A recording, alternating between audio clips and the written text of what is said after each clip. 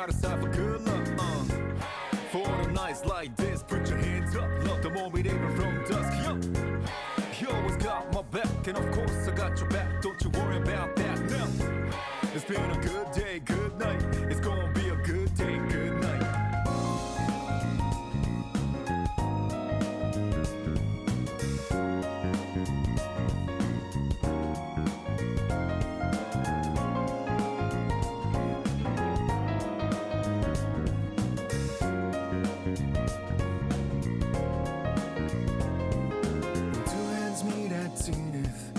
Nothing comes between us, dancing like ballerinas under the moonlight all night long. How these plain and simple scenes get painted so vividly by you.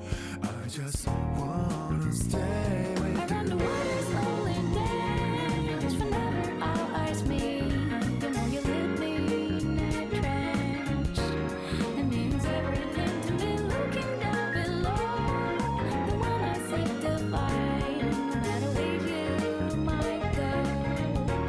Remember, you'll be on my mind. Always watching over me, somehow you make me feel invisible. Power to my soul, yeah.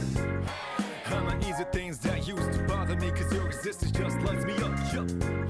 You always got my back, and of course I got your back. Don't you worry about that now. It's been a good day, good night. It's gonna be a good day, good night. Within the inner heart I plead for you to talk to me. I wanna hear all the good and bad, the stories you have. As I drift across the sky, the overhead turns high. So good night, let me sing a lullaby. I'll be singing, baby.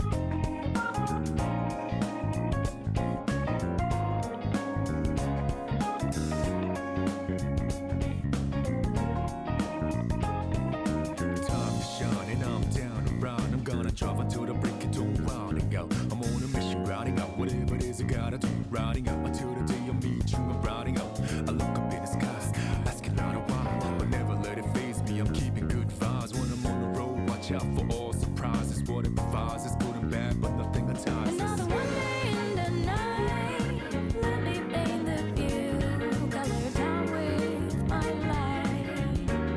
For every moment shared with you, not in the day, and never fully gone. Go and be back again until the coming over down. For the days ahead of us, put your hands up, wave it side to side for good luck. For the nights like this, put your hands up. Love the moment even from dusk, yo. You always got my back, and of course I got your back. Don't you worry about that now. It's been a good day, good night. It's gonna be a good day, good night.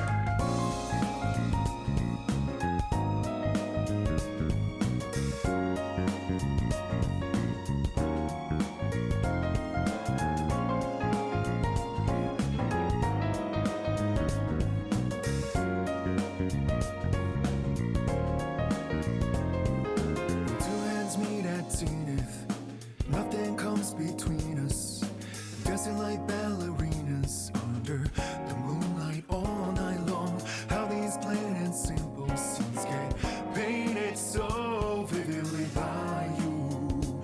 I just wanna stay with you. Around the world is slowly dance, whenever our eyes meet. The more you leave me in a trance, it means everything to me. Looking down below, the one I seek to find, no matter where you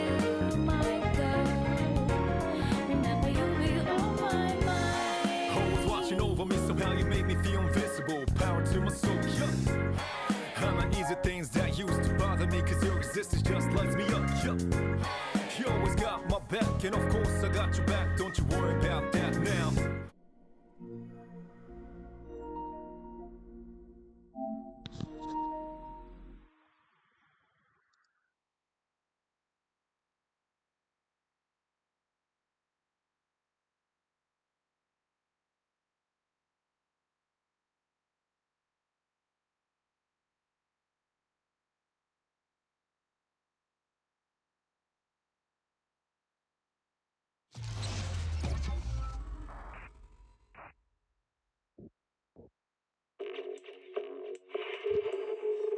All right. What is up, guys?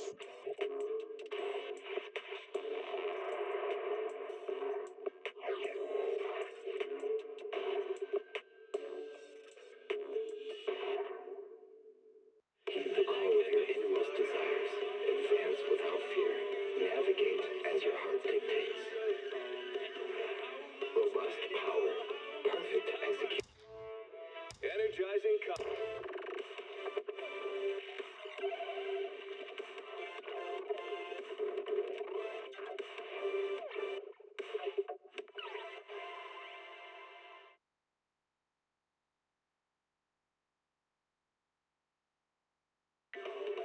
Starlight Night transformation! It's a promise. Let's protect our home together.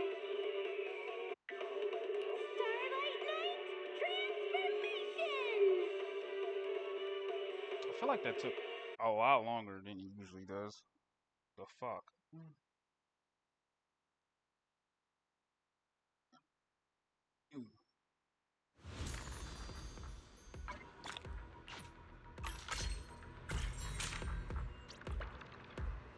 Okie dokie. Alright. It is a new week.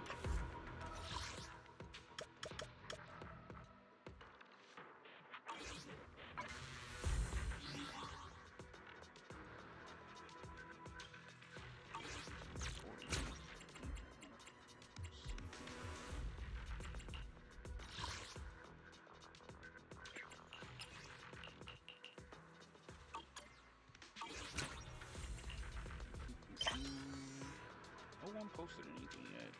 Crazy. Okay. How many more times do I need to fight this little thing? I don't fucking know. I don't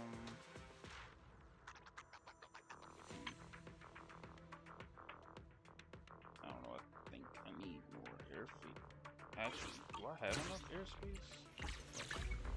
I think I did this already, but I don't know anybody else. You know I would never turn you down.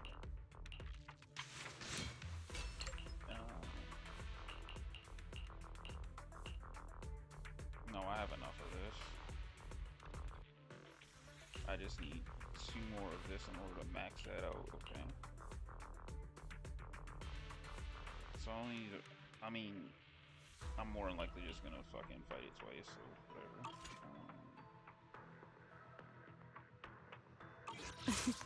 A wise choice.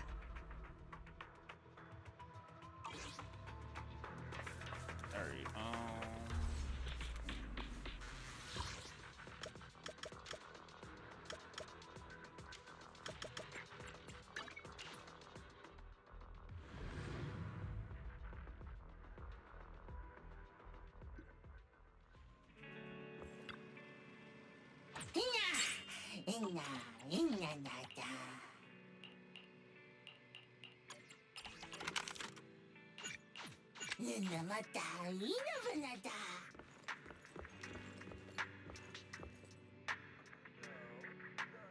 has she ever sat there? That scared the shit out of me, to be perfectly real with you. What the fuck?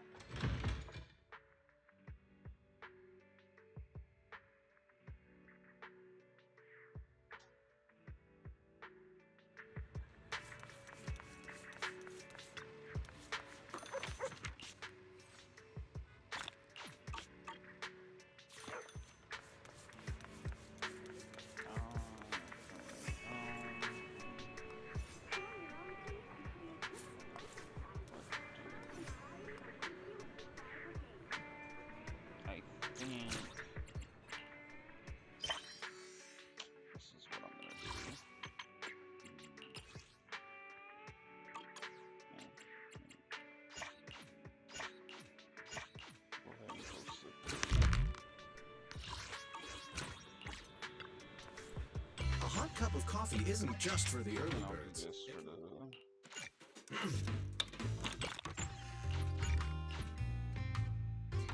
Sometimes stop it.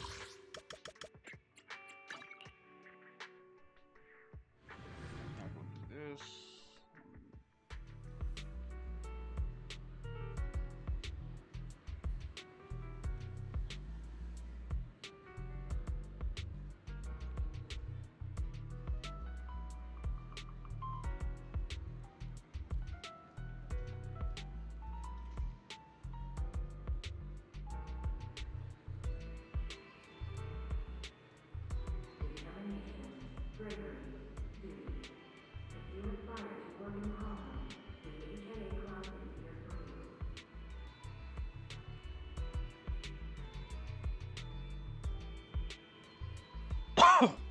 Excuse me.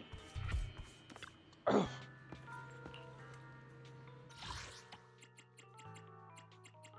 let's see.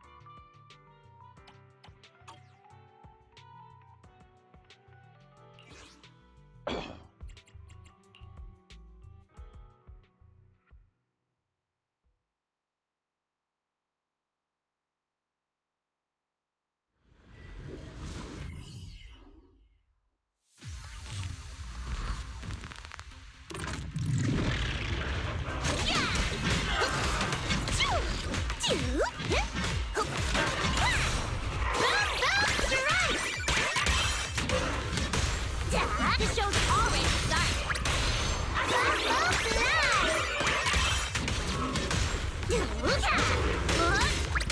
Together, let's create.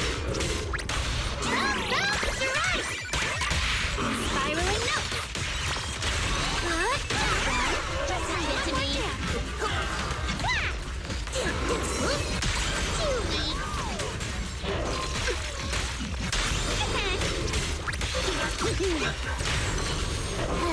The show's already started.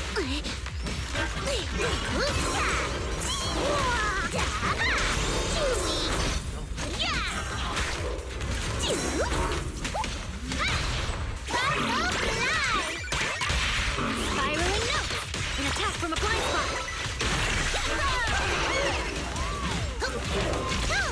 The show's already started. Together, let's create. My turn. I've got to put on a good show.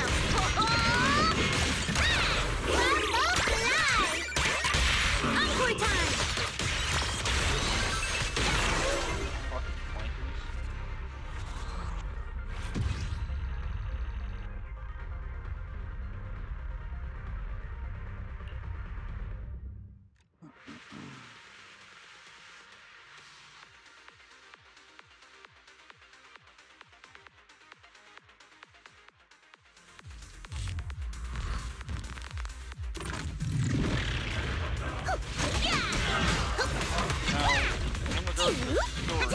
The show's already started.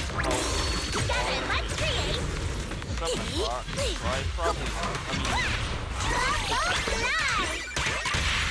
Encore time.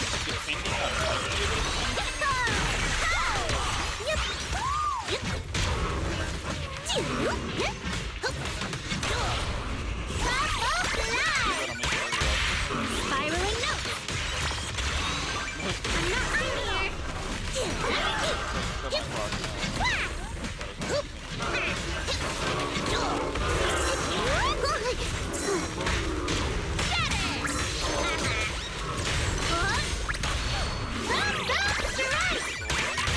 Encore time.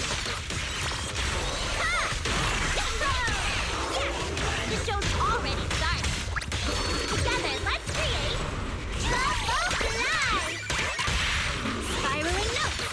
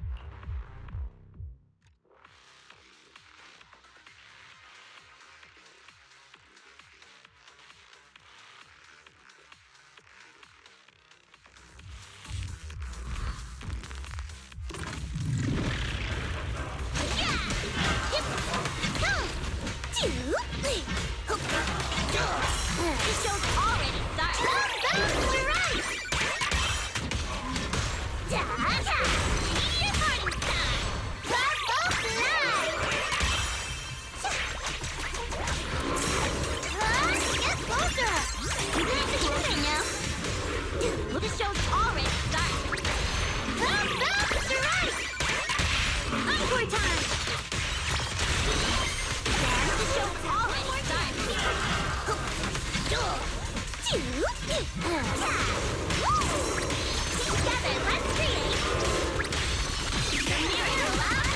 the miracle of collision! Strike! Spiraling notes! Yeah!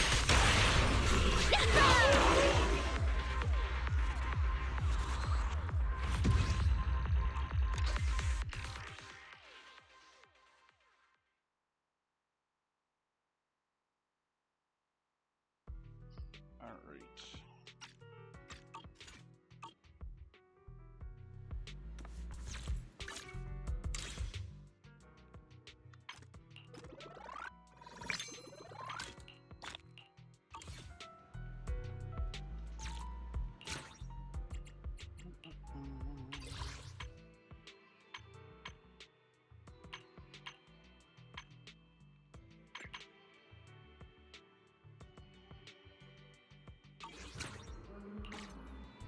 Alright,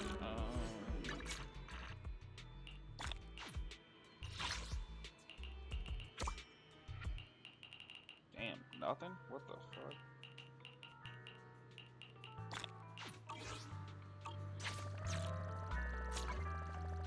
That was something I was trying to look at. Story.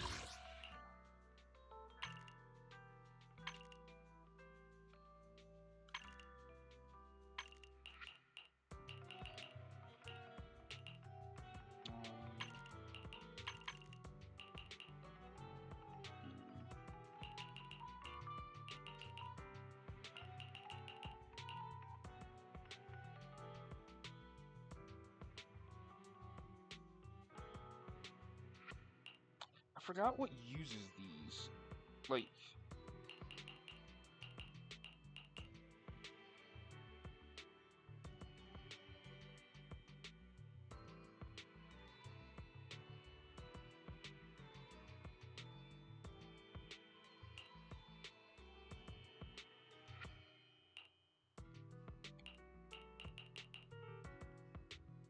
I literally forgot what the fuck uses these for crafting purposes.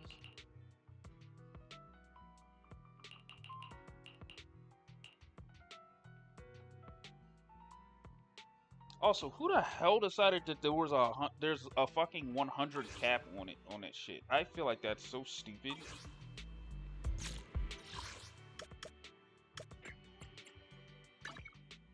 All right, whatever.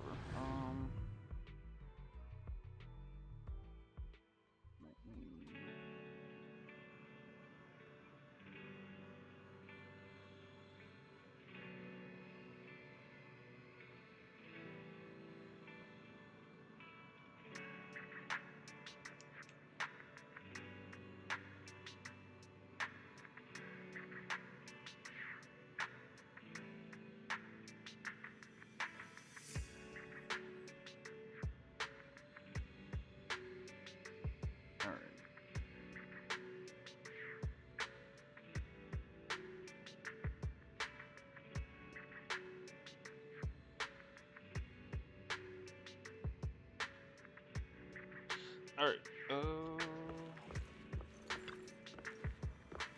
Vivian sent a message. Seems they've made more progress in the sacrifice issue. I wonder how Vivian's been doing. After Hugo passed, she's been busy managing Mockingbird. You haven't talked to her in quite a while. Wise, do you want to arrange a time to see Vivian? Alright then. I'll arrange a time with Vivian. You just rest and await my news.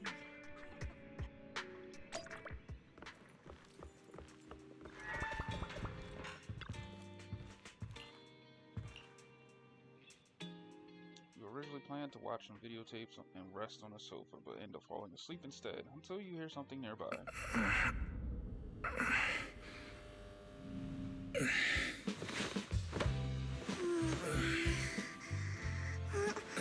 Lord Faison. Okay. This time, let me. Vivian? Vivian?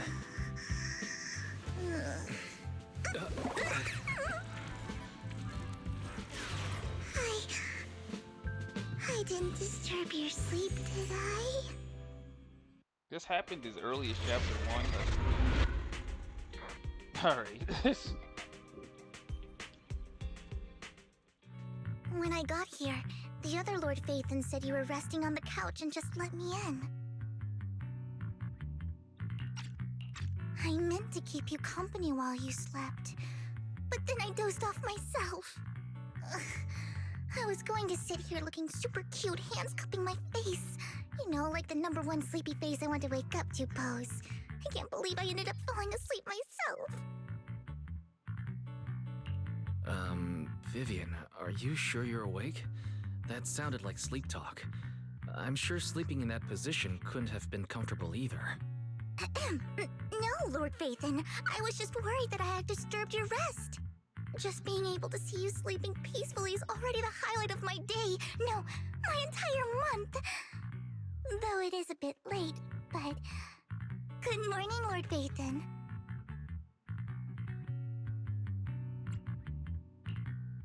Good morning? Why so formal all of a sudden? Sounds like you're about to make an announcement. Mockingbird's death has stirred up quite the storm. I took some time to gather intel.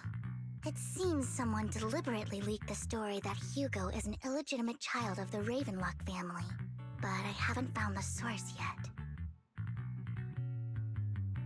Could it be Hugo's uncle, Hartman? Maybe he's trying to turn people against Hugo and Mockingbird by playing the illegitimate child card. I suspected that too. He could be using Hugo's background to make people believe Mockingbird is just another Top's pawn. To the upper class, Mockingbird may be insignificant, but it has a loyal following among regular folks. But after some digging, I was surprised to find that the public isn't turning on Hugo. They're actually starting to see him in a better light. Some people feel bad for him, some relate to his struggles, and Hartman's the one getting all the heat. Public outcry against Hartman is growing, with many believing he murdered Hugo for his own selfish gain. Tops is hosting an industry summit this week, a responsibility usually handled by the Ravenlocks. But my sources tell me another family has taken over this year at the last minute. If I'm not mistaken, Tops is intentionally keeping its distance from the Ravenlock family due to the current public sentiment. Based on our past experience with Hartman, he's not the type to sit back and let anyone mess with his power or interests. And that's what worries me. Hartman, in all likelihood, must have taken the sacrifice core. And now that he has this bargaining chip, who knows what kind of deal he'll strike with the Exaltists. Sorry for interrupting. Can I borrow Wise for a minute? Oh, no problem at all. I'm sure you have important faith in matters to discuss. Take your time. I'll just be waiting outside. Wait! Don't go outside, Oh, don't mind me, Lord Phaethon. I wanted to browse the videotapes anyway. I'll be right here. Just let me know when you're done. Thank goodness Vivian didn't walk out the main door. Lycon's been pacing around outside for like half an hour and scared off at least 5 customers. He's stressing over what he did to Hugo in front of Vivian, but he really needs to talk to us. Maybe you should go speak with him first? Sure, I'll go talk to him. At the end of the day, we're all after the same enemy. As proxies, we should become the bridge between them.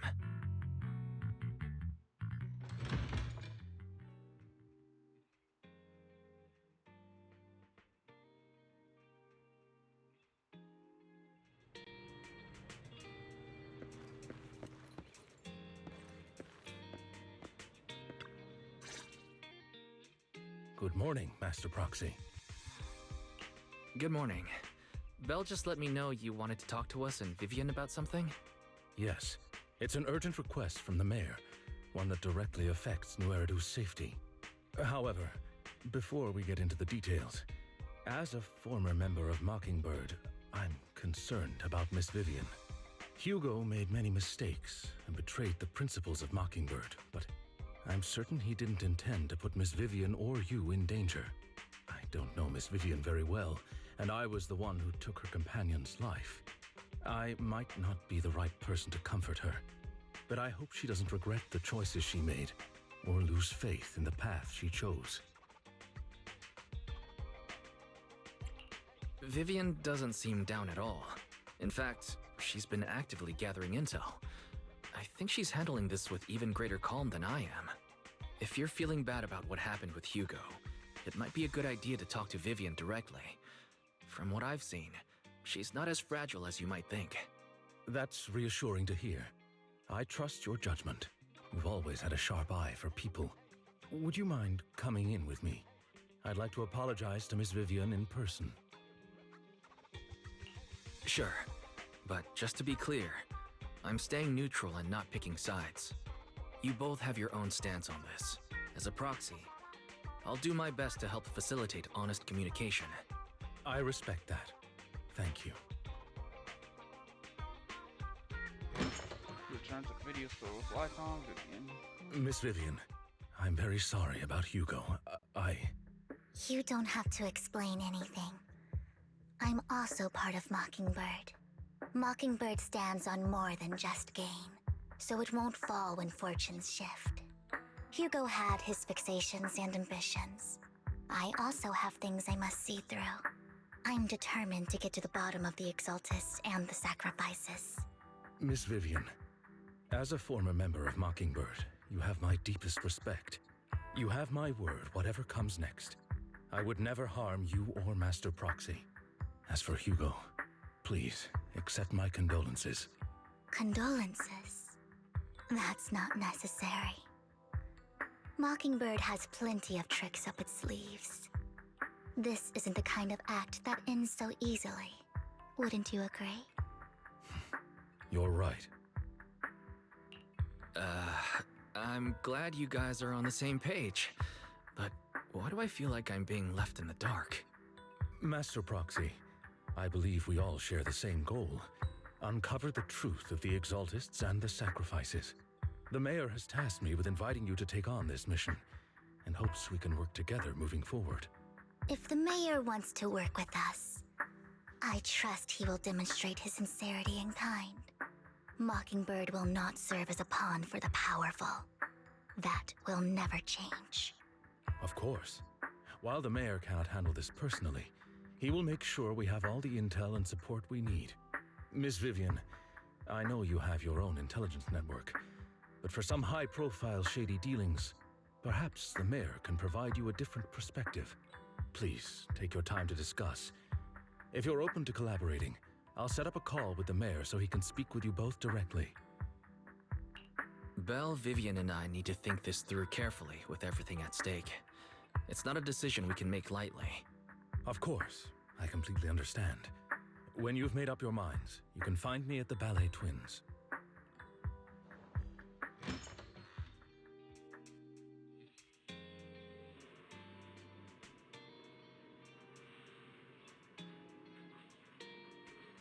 Why? Should we talk to the Mayor?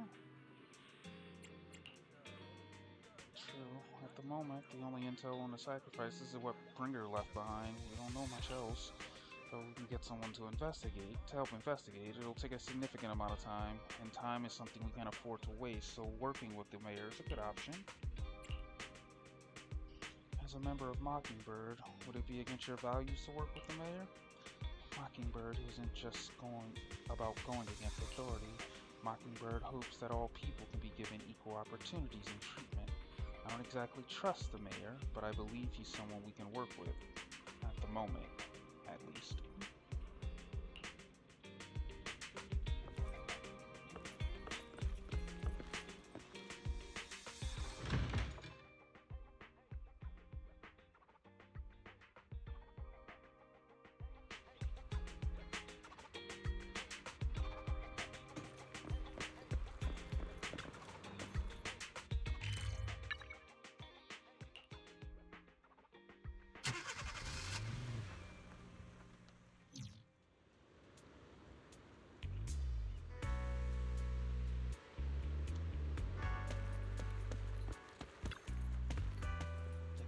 You and Miss Vivian have made your decision.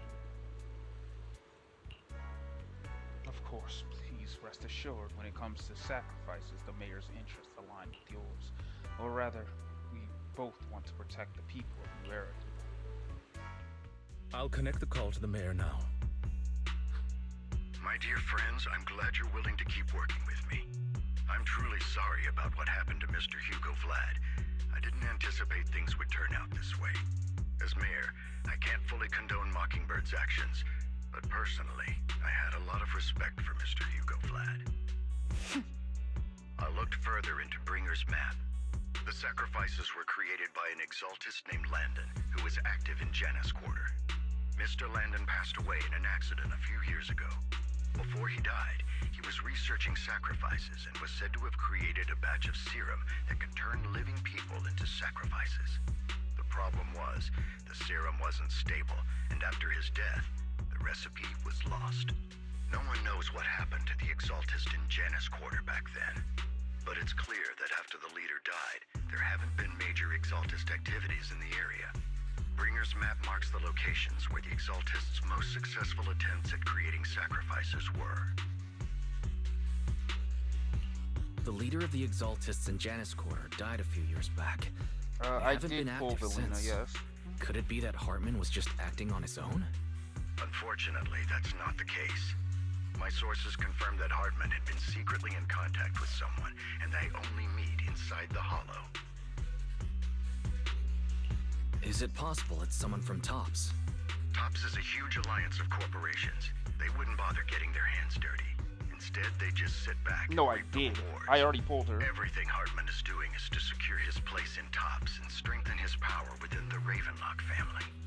If my guess is correct, Hartman has gotten in touch with the remaining members of the Exaltists that used to follow Landon, helping them create new sacrifices. But what's in it for TOPS? There's no way the Exaltists would just hand over their secrets about sacrifices to Hartman, right? A sacrifice outbreak would throw the city into chaos. And that's when TOPS steps in, taking control of the situation on their terms. No, I did not. The public will see the mayor as incompetent, while TOPS comes off as the real protectors of the city. And when that happens, public trust will shift towards TOPS. And Mr. Mayor, I lost you my might 50-50, find but yourself I in lost an it really. unfavorable I lost it situation. really early. I lost Still it like sharp as 20 ever, in. Miss Vivian. So, what exactly do we stand to gain from partnering with you? Please don't tell me you're doing this out of some noble concern for your citizens. I'm not some hero of justice, and I don't believe in lofty ideals or empty promises. We have a common enemy. While our ideologies may differ, we can work together on this. And as proof of good faith, I may not know exactly where Hartman is, but I can fan the flames over Mockingbird's death and escalate conflicts within the Ravenlock family. So it was you behind the rumors. No wonder I couldn't trace the source of the public outcry. I'm not the one who started the rumors. I just helped them spread faster after they leaked. And I pulled a few strings to make sure the story painted Mr. Hugo Vlad as a heroic figure who was unfairly persecuted. As I said before, I had a lot of respect for him, and I'd be happy to clear his name. Now let me lay out my terms for collaboration. After looking into it, I found that the dormant sacrifice you discovered wasn't the only one. There are more places where sacrifices might be lying dormant. Too many eyes are on me right now, so I can't send my own men to deal with it. I'd like to ask you to retrieve the sacrifices from those locations. I'll make sure to dispose of them once you do, so no one will be able to use them again. On top of that, I've asked a friend to help monitor your physical condition, and maybe even uncover more of your potential. Her research overlaps with your teacher's work. You don't need to worry about her capabilities. She's a Void Hunter rank special investigator. Really? A Void Hunter rank special investigator is going to be assisting us? And she's involved in our teacher's research? That's right. She's heading to Janus Quarter for some business. I wanted to set up a formal meeting, but she declined. She prefers to assess things on her own, and will reach out when the time is right. She'll let you know the details then. Thinking of passing. So it looks like you both are on board with this commission and ready to help recover the sacrifices. How much I have right now. That's Okay. fair. Because, I mean, for me, like, I know Valina goes with Remiel, but so I'm like so enamored over Remy that I'm just like, all right, I'm pulling her. But I really did like Valina anyway because Valina let me use Jane, so I was okay with that. It was basically kind of a win-win for me because it allowed me to play it allowed me to play some different characters that I really like wanted to play and motivated me to like get off my ass and like actually like level them.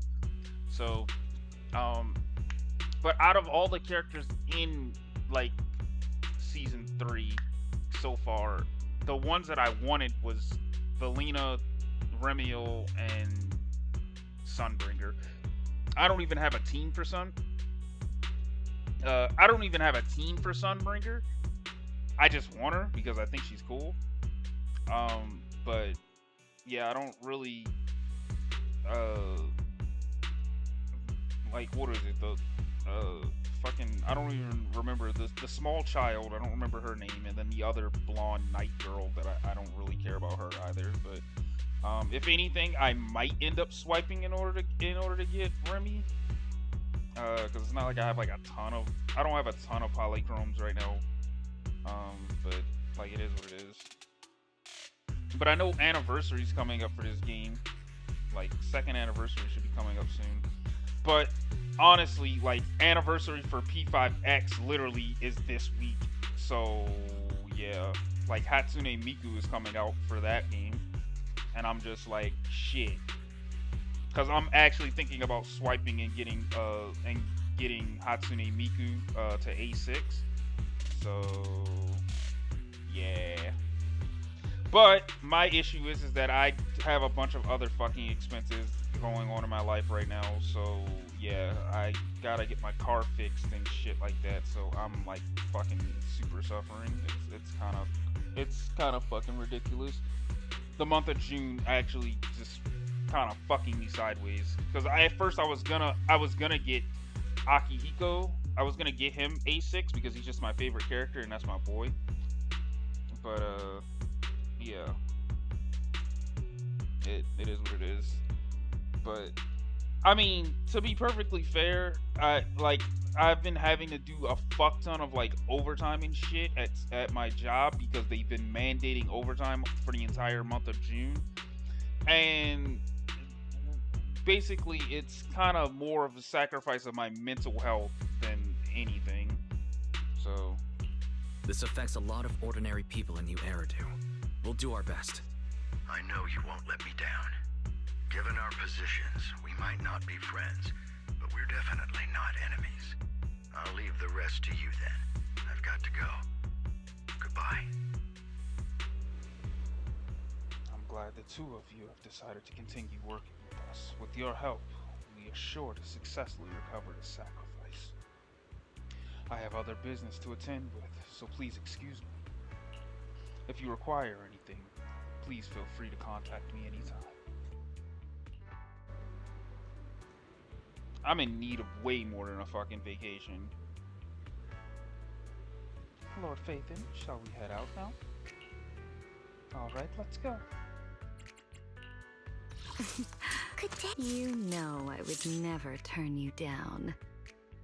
I would never. The weather's nice. Take a deep breath. The spotlight's about to shine. I don't even know who the hell goes with Vivian. A wise choice. Today, I'm a demon of delusion. Who the fuck is she supposed to get played with, bruh? I literally... Let's do some... I may be slow. The ocean's got a... Is it worth... Take your time. A mission? I only handle technical matters. Time for... You know I would never turn you down. Special album? Today's show is a special one. Today, I'm a good day. The weather... I would never turn down Lord Phaethon.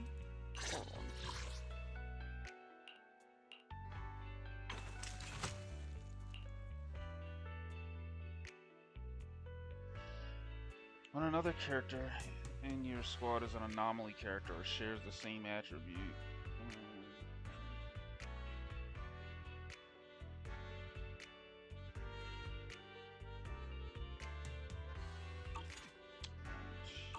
day, Lord Phaeton.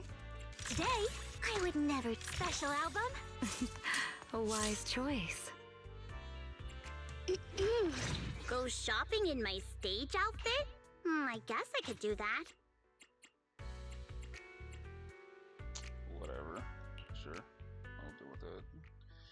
No, I just it's really not a vacation. I just in general, I need a different job. This job sucks, but right now I I kind of had to stop my fucking job hunt of because I don't have my car. So, yeah.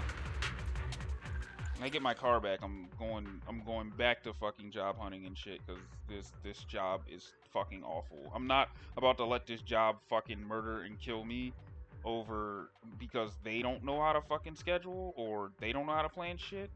That shit ain't got shit to do with me. It's not fucking worth it. Lord Phaeton, thank you for trusting Mockingbird and me.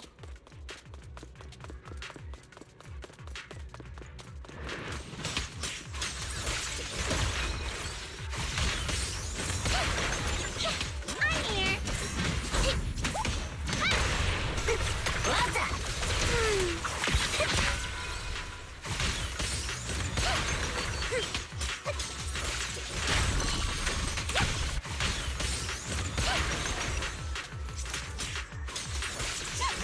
Don't touch me.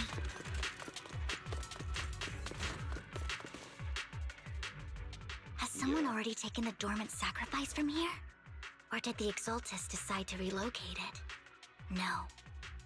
If these dormant sacrifices aren't handled carefully, they could awaken and turn against anyone nearby. Yeah. It's like the thing is, it's She like wouldn't last risk week moving them unless it was absolutely necessary.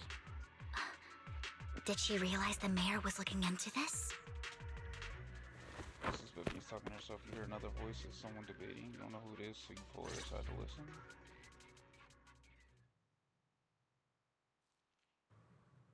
Did Hartman just make up this intel to get a shot working with us at Tops?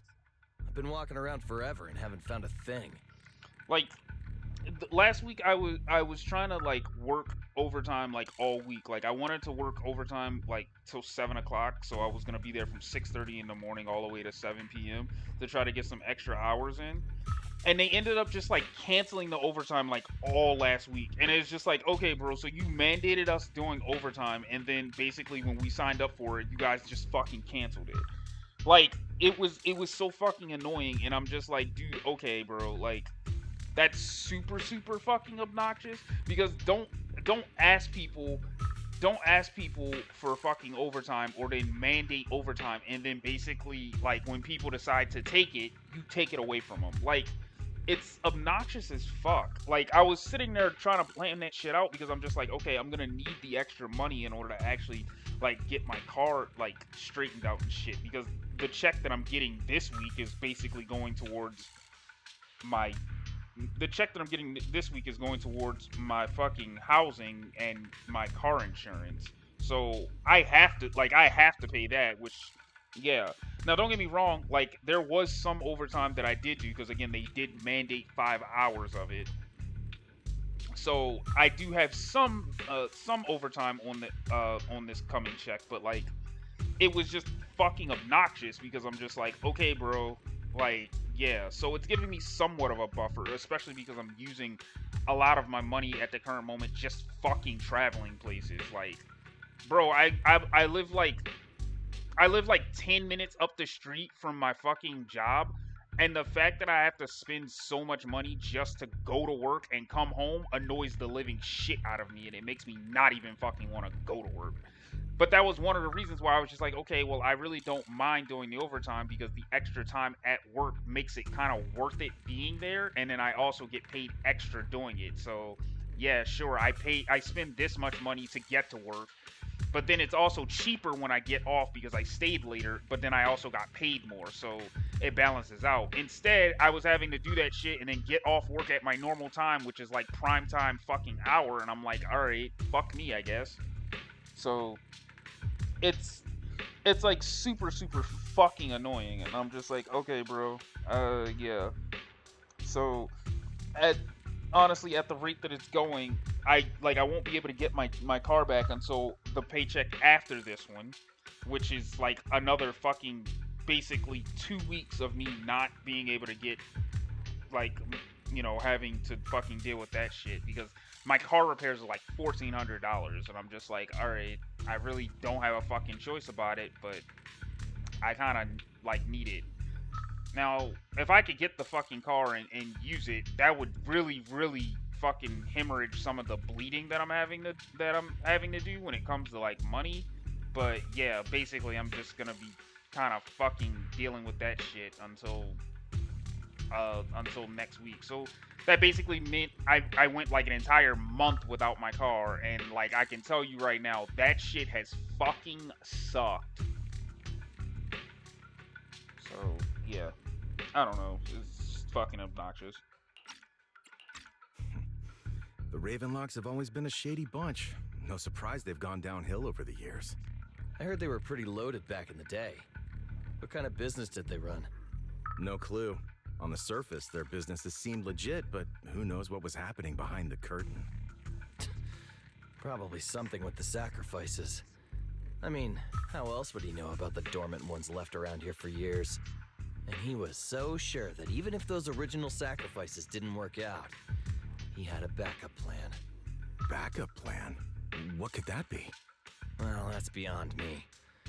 I just happened to overhear something while I was next to Mr. Edmund one day. What's Topps planning to do with all these sacrifices, huh? For research? Do you think we'll ever have a normal life in the Hollows? Don't ask questions you shouldn't be asking. All right. There's nothing here anyway. Let's leave the Hollow and report back on what we found. And we'll make it just in time to clock out for the fieldwork shift. Let's get out of here first.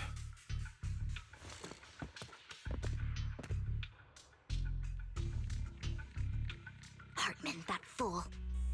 He'll do anything to get into Topps, even if it means playing with fire. She's an exaltist. Human lives have never mattered to her. The more people get dragged in, the greater the danger. Vivian, you seem a bit frazzled.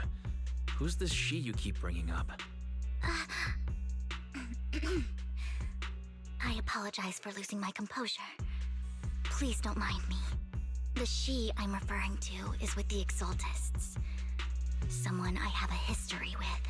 That's why the moment I heard about the sacrifices, I felt compelled to uncover the truth. I never meant to hide anything from you. It's just that, for me, the Exaltists bring back painful memories. And I'm not ready to face them yet. So, Lord Vathan, please give me a little more time. Once I've gathered my thoughts, I promise I'll tell you everything. Sure, I'll stop asking. What's more important than an unspoken past is the person standing in front of me now. As for everything else, we can talk about it whenever you're ready to share. Lord Vathan, if we weren't in such a hurry, I'd spend 3 whole hours singing your praises. I'll make note of this and make sure to get it done before bedtime. First things first, let's track down those dormant sacrifices. The Exaltists have probably realized someone's after them by now. I wish we knew what Hartman's backup plan is.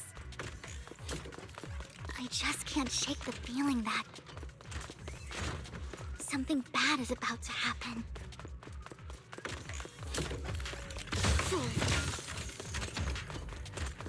Man. You ain't gotta be a fucking...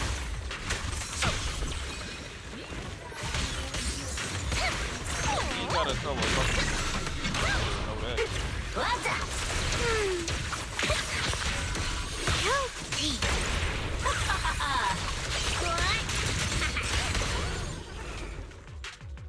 Dormant sacrifice is gone too.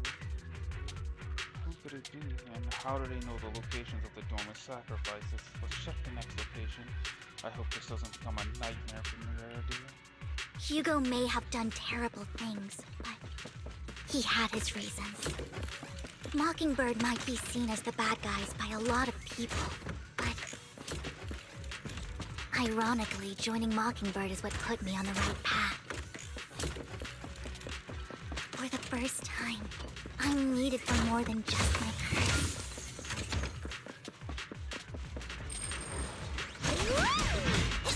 My turn.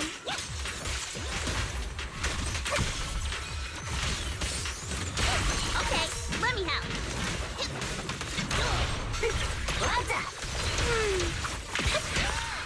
Nothing here either. Are we too late? Phew.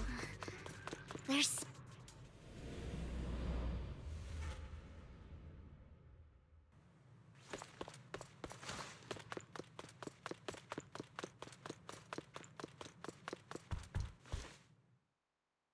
I knew it was you, Vivian. Camille! What are you doing here, sis? Are you destroying the dormant sacrifice? Vivian, don't call me sis. I'm not your sister. Are you trying to stop the Exaltists? I never left the Exaltists. You know what Landon did back then! Lord Landon did it for the Creator. His methods may have been extreme, but they were necessary. Back then, you walked away. You should do the same now. We didn't meet today. Take your friends and leave. What's wrong? Are you being forced into this? I can help you. Help me? Like how you helped her? Vivian, you're crying. You see me, don't you? No, You haven't changed a bit, Vivian. No need to hide your tears. I know exactly what's ahead for me. You've made your choice, and I've made mine. One last piece of advice. Stay out of this. She loathes you. I won't tell her we met today. Don't show yourself around us again. Camille! Vivian, one last glance and throws a smoke bomb to the ground. The noises attract some ethereals, even though you have many questions. Dealing with the imminent threat feels like the right choice right now. Lord Phaethon, watch out! I'll tell you what that was about later. Taste it! Let's take care of the ethereals first. Out of my sight.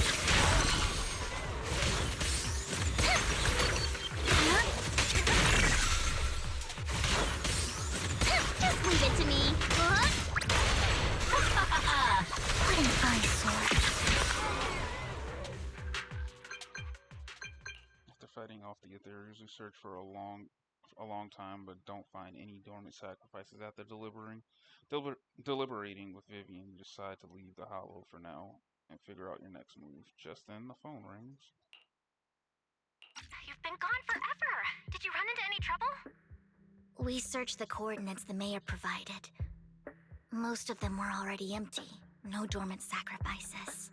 Camille, the Exaltists have been actively destroying the dormant sacrifices.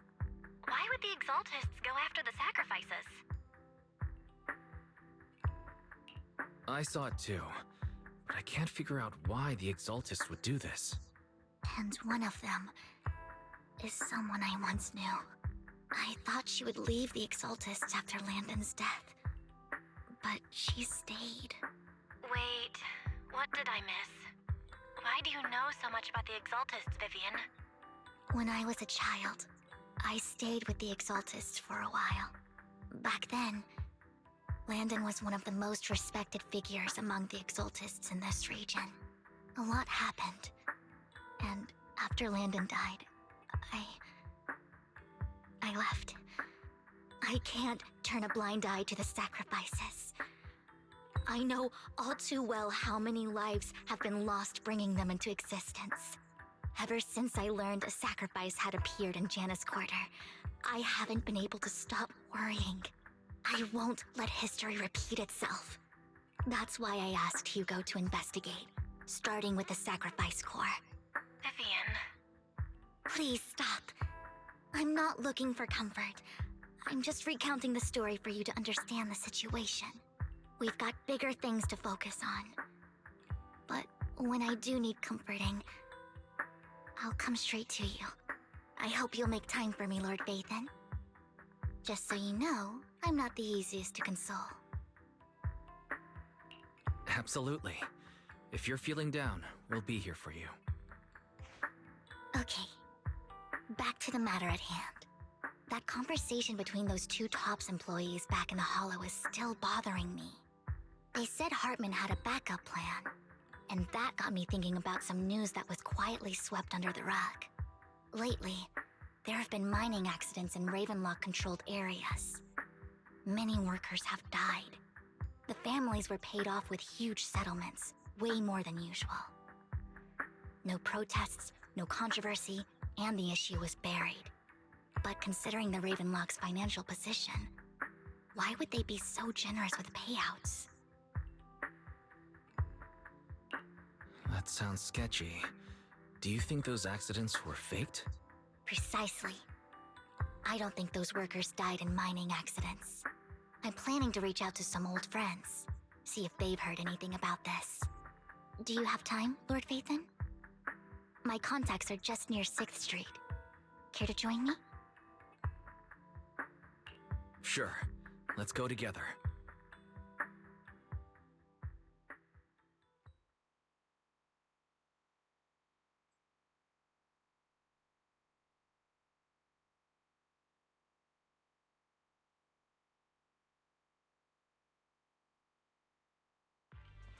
Yes, we're...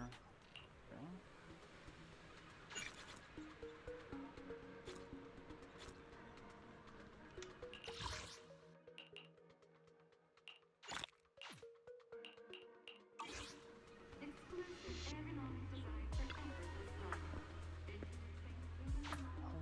Vathan, let's head out as soon as you're ready. Girl, we trying to finish chapter 1 An today. old friend of mine said she has some new intel. She's like a mentor to me. I learned a lot about data scraping on Internet thanks to her. Oh my god. Alright, bruh.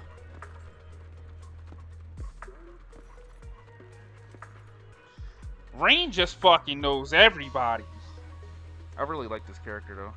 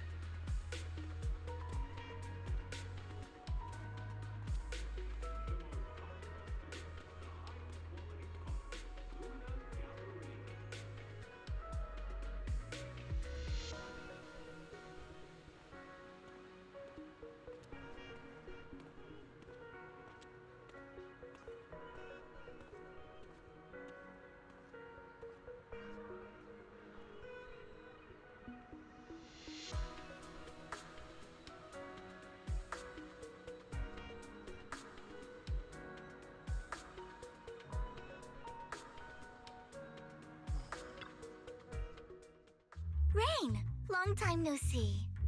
Yeah, it's been a while. Rain? So you're the old friend Vivian was talking about. Yeah, Vathan. Long time no see. Rain! You actually know that Lord Vathan is Lord Vathan? No, I mean, you actually know Wise is Lord Vathan. I didn't know right away. One time, I needed a favor from Nicole. I only found out after meeting them. I mean, who would expect a legendary proxy to be running a video store for a living? Oh, by the way, your idol... Rain, let's not bring up old stuff. Lord Vathan wouldn't be interested in that. Why are you all tense? Right! Lord Vathan lives on 6th Street too, and might know your idol. Remember when you traced that post on Internet to 6th Street and actually went to check it out?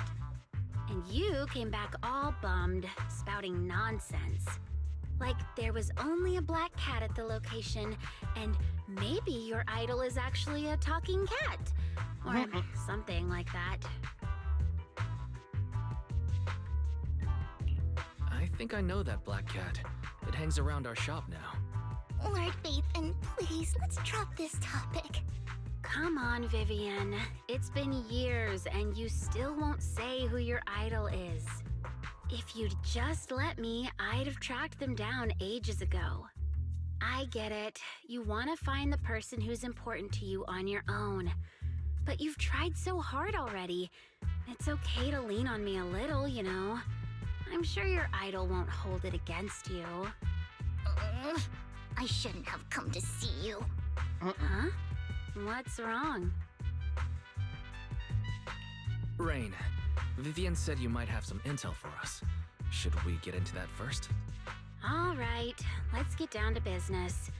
Here's something I'm pretty sure about. The Ravenlock family's claim that those missing workers died in an accident? Don't buy it.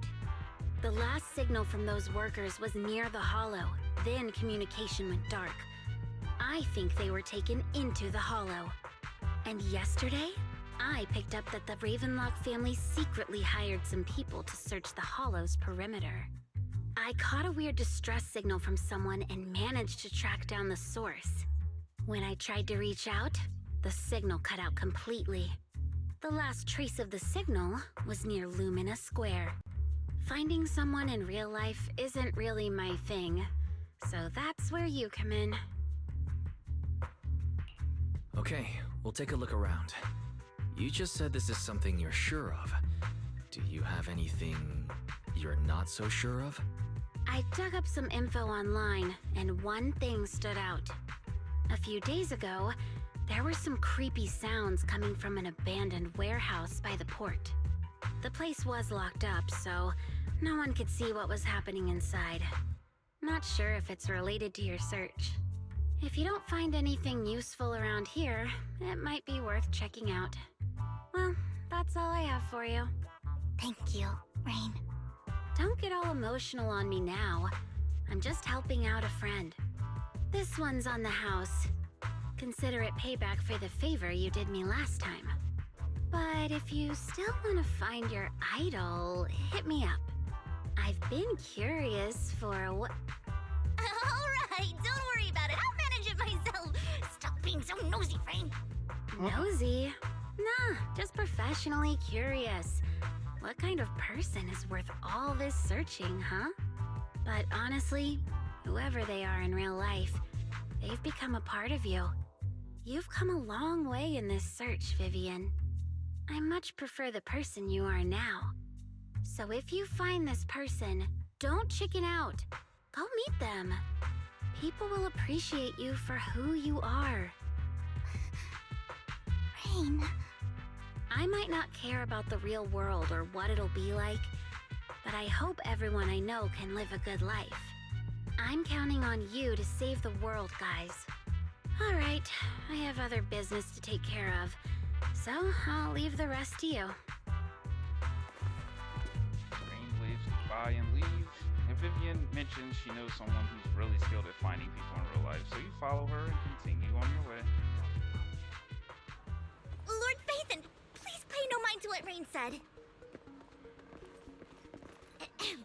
That big guy's up ahead. Let's hurry.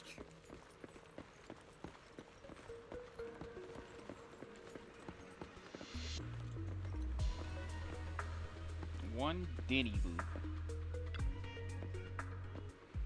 A long time no see. You seem to be doing well, little one.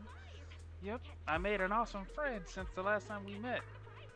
My friend got ill before, and it was the manager who helped heal them. I didn't realize you two knew each other. Then, next time I head to manager's place, I will get to see you too. Yep, this little guy is Lucky Boo, my old boss at my previous workplace. Bought it at a discount store, clearance sale. But he was a terrible boss. Not only did he shirk on paying wages, he didn't take care of his bank book either. Yeah, that guy, really terrible. Then this little guy had a malfunction and the boss threw it out because he didn't want to spend money on the repairs. Really, it could have been fixed with just a simple battery change. Vivian is the best. Vivian changed my battery. The bestest ever. All I did was change your battery for you. It was you who earned the money to buy it. Yeah, I'm amazing too. I earned 100 Denny's, just enough to buy a battery. So that's where the 100 Denny Bang battery came from. Honestly, you've got plenty of energy, but I told you before, you need to be more tactful. Haven't you learned anything? I learned pet one Denny Boo, give Denny. Wow, so you found a way to make a living, huh? Amazing. Huh? Did you need me for something? I'm super happy to help. I know you love exploring all kinds of places, so tell me, have you come across anyone strange these past years? Strange? You mean someone who looks hurt, scared, and kind of trying to hide where there aren't many people around? Let me think. I got it! I saw someone like that in the desert today. Someone super similar. I don't think one Denny Boo can make it that far. Desert probably refers to the sand pit up ahead. Lord Phaethon, let's go take a look. Did I help? Yay! So happy! I want to keep helping. We should go and do whatever important stuff you need to do. Let's play together soon. One Denny Boo is just too cute, right? I didn't know you helped it too. I knew Lord Phaethon was the best in the whole world. That's a hole.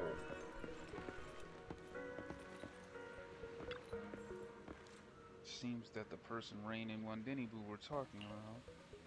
Lord Phaethon, please stand back. I cannot be certain if he'll end up doing something extreme considering his current mental state. I'm afraid he might hurt you.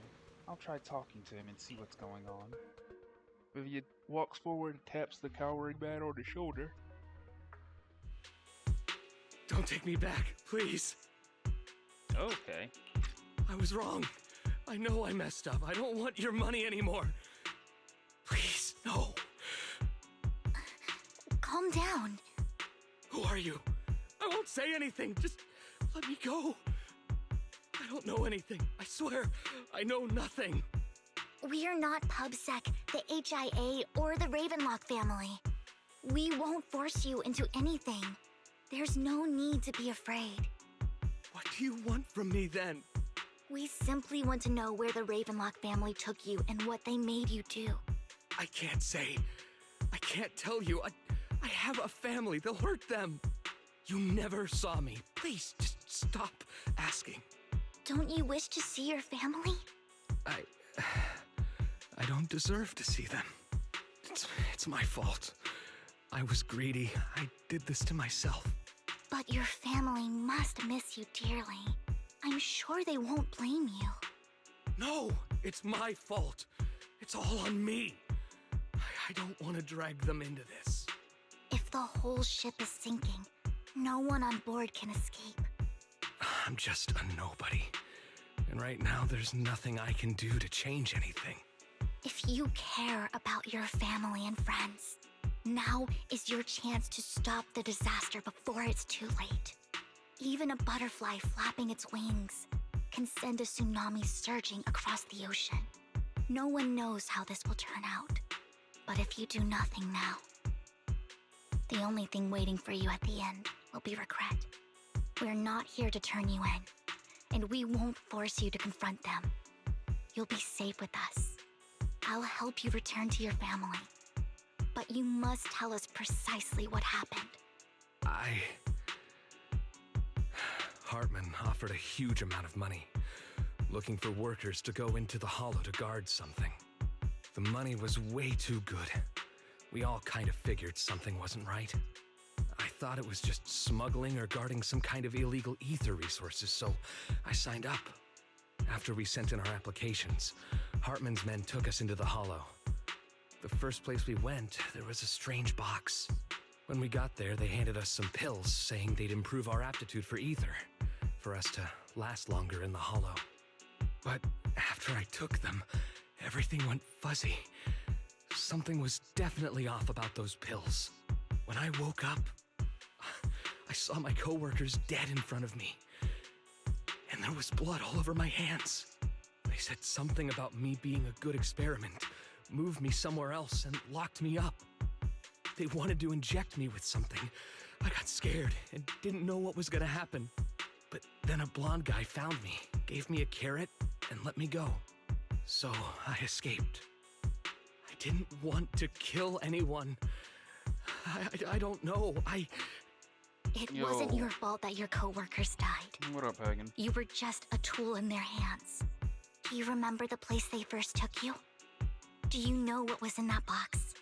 I only remember the first place was like a rooftop. I think it was on top of a tall building. What exactly was in that box? I can't remember. I'm not lying.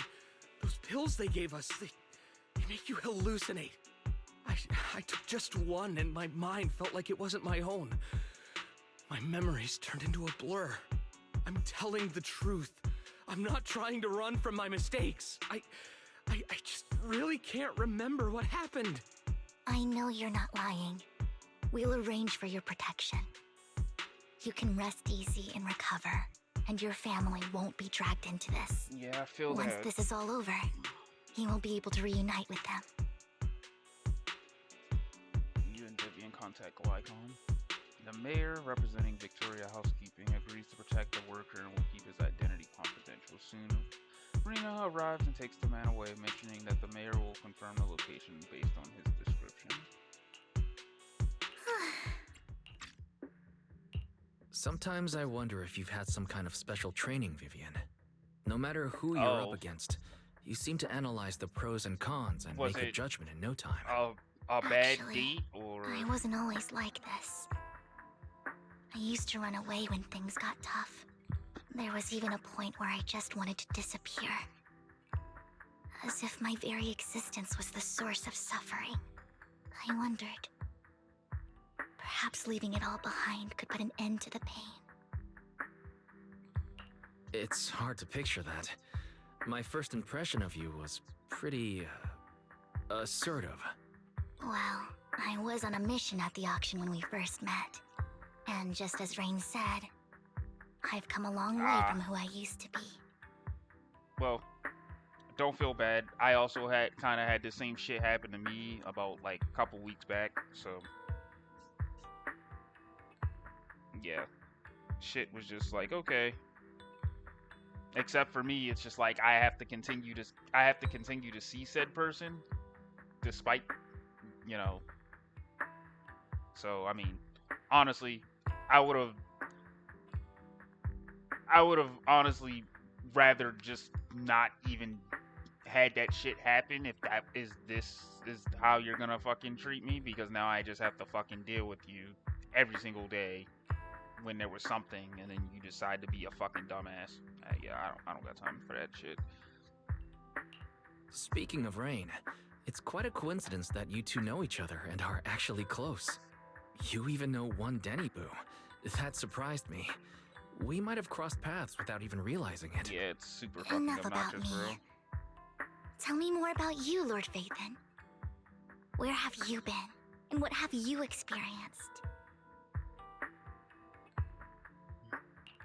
Looking back, it feels like I've been through a lot lately. Belle and I even lost our Phaethon account. It's a long story, starting with how the Cunning Hares took something from the Red Fang gang. As you walk along the river by Luminous Square with Vivian, you start sharing stories. Although she wasn't part of them, she's been to the places where they took place.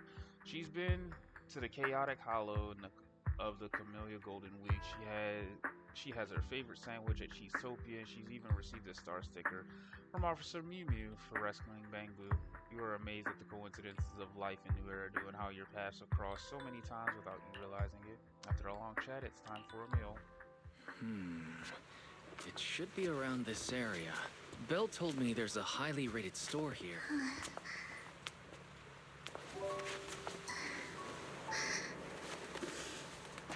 Lord Phaethon! What's wrong? I've seen that black cat on 6th Street. That harmonica in the outer ring you mentioned. I've heard it before, too. I've even been to the monument outside Hollow's Hero. But none of that was a coincidence. It was me.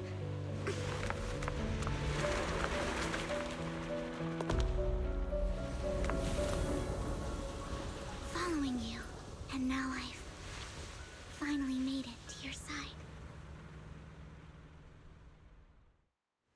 Ever since I was little, I had been seen as the bringer of bad fortune. I had traveled to many places and witnessed far too much misfortune. Every tear I shed brought disaster. I've heard too many curses to count. Yeah, you're not wrong about that. I That is loathed my life. tears as Fucking much as I sucks. despised my own existence. Wherever I stayed, tragedy followed. I had roamed too many places, and each time, it ended the same way. I didn't know where I could go anymore. One night, I stumbled upon a post discussing me. Whether they knew me or not, everyone seemed convinced that I was the source of the curse. Some mocked me with cruel intent. Some wished I would vanish, and others speculated maliciously. It really seemed that my very existence was a disaster. In that moment, as darkness enveloped the city, I saw lights flickering to life all around New Eridu. So many lights, and not knowing where to go, I thought, if only I could disappear into those lights. I made up my mind, and right then, my phone rang. I decided to take one last look. I wanted to know who left me my final message from this world. It was you, Lord Vathan. Huh? Me? Yes. And I checked with the other Lord Vathan. You were the one using the account at that time. But I know you probably don't remember it. After all, it was just an ordinary day, with an ordinary post and meaningless comments online. But for me, it was the night I finally realized where I could go. I wanted to walk the paths you had walked, see the sights you had seen. And then, one day, share it all with you, face to face. So, I have to ask, what exactly did I say in that reply? Well, you'll have to figure it out for yourself. I'm not telling you. Oh, okay. You're putting my memory to the test. So, Lord Vathan, thank you.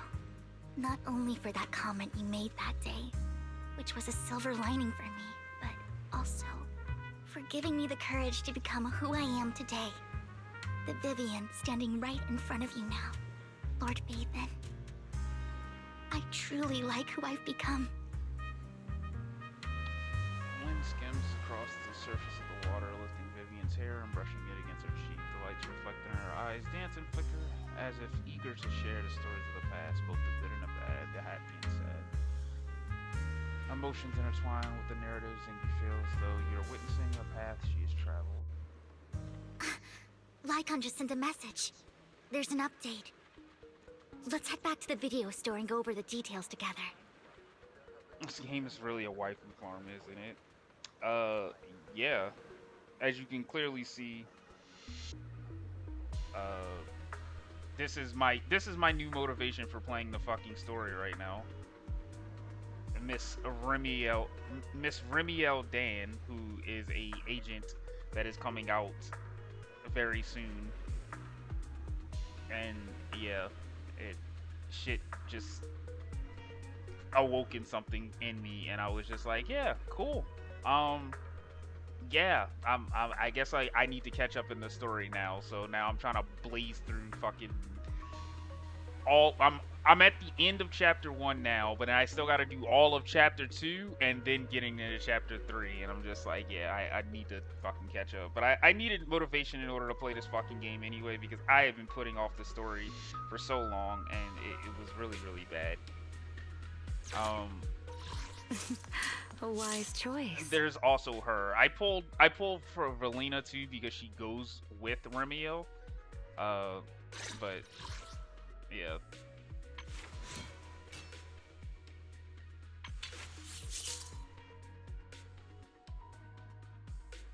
Ironically, did not make. I do like Valina, but I did not make a theme for her. But I made one for Remio, and because I know for a fact I'm gonna pull for her. So, like, I made like a bunch of fucking themes yesterday. So I made my wife Yagani. It's kind of weird that I didn't have a theme for her, but yeah, I made her. Let me see.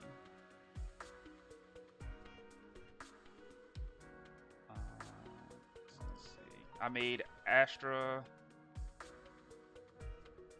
Two versions of Astra. Remio. I made Sissia. I made Arya. Arya as a devil, and then Ario as the Angel of Delusion, and then yeah, that was, and then of course like I still have Caesar, which honestly I don't foresee Caesar coming back anytime soon. Like I just don't. Like she's a defense unit, and like defense units fucking suck. They're gonna have to like rework her in order to do that. But defense units are just so bad. There's a reason why they don't make defense units that often. But yeah, and then of course I still have Jane. Which, by the way, Valina is actually really, really good with Jane. So yeah. Yeah, like Jane like actually loves the fuck out of Valina. Like the team is really, really strong. So gave me another reason.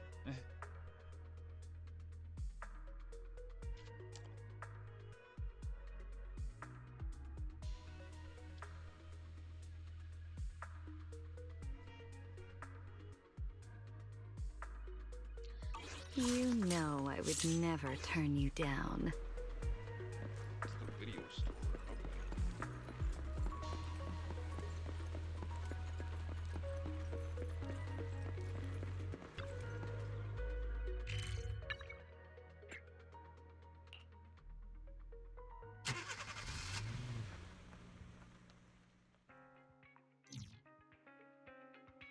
Wise, you're back.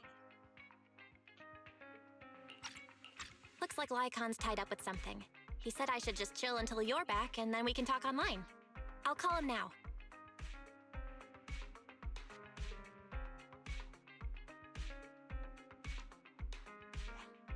Master Proxy, Miss Vivian. The gentleman Rena brought back has stabilized and calmed down now. Based on his account, we've identified where Hartman is hiding the core. He also mentioned that Hartman plans to trade the core with a group of people. We suspect that this group consists of members from the Exaltists. I knew it. Now that we have the location, it would be splendid if we could seize the sacrifice core before they do. Precisely. We hope you can head to the location as soon as possible to secure the sacrifice core. All right, we'll get there right away. I have other matters to attend to, so I'll leave the retrieval of the sacrifice core in your capable hands. The mayor's friend that he mentioned before will also be assisting you this time. The target coordinates have been shared with her, and she'll meet you there. Please ensure your safety, and I wish you all the best. Yeah, ever since June started, dude. No, but ever since June started, dude, I've been getting fucked. Like the whole Discord shit, which still hasn't been resolved, by the way, because Discord support is the biggest load of dog shit that I've ever seen in my life. Like this company, the fact that like there's a security measure that is this fucking bad, and like it's just such a bad fucking loophole to the point where they basically it creates an issue like this is just fucking abysmal. Like it's so fucking bad. But yeah, no, I fucking, like, that very same week, I don't even think it was that very same week. This happened, it feels like it's been fucking forever, but yeah, no, I mean, at this point, it's been, no, it has been 2 weeks because I had to wait. I had to do that at the end of the week when I got paid.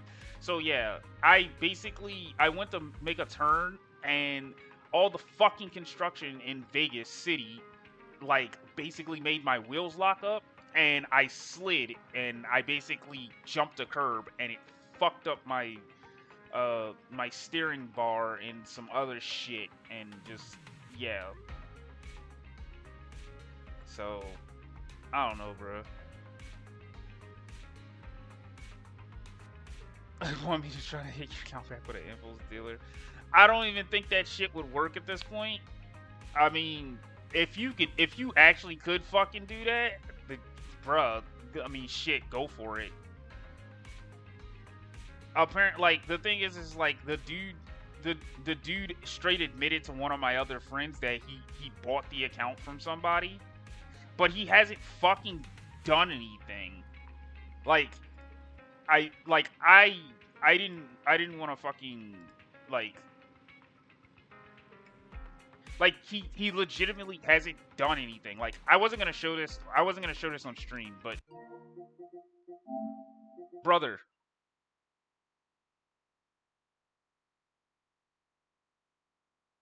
it's still fucking linked.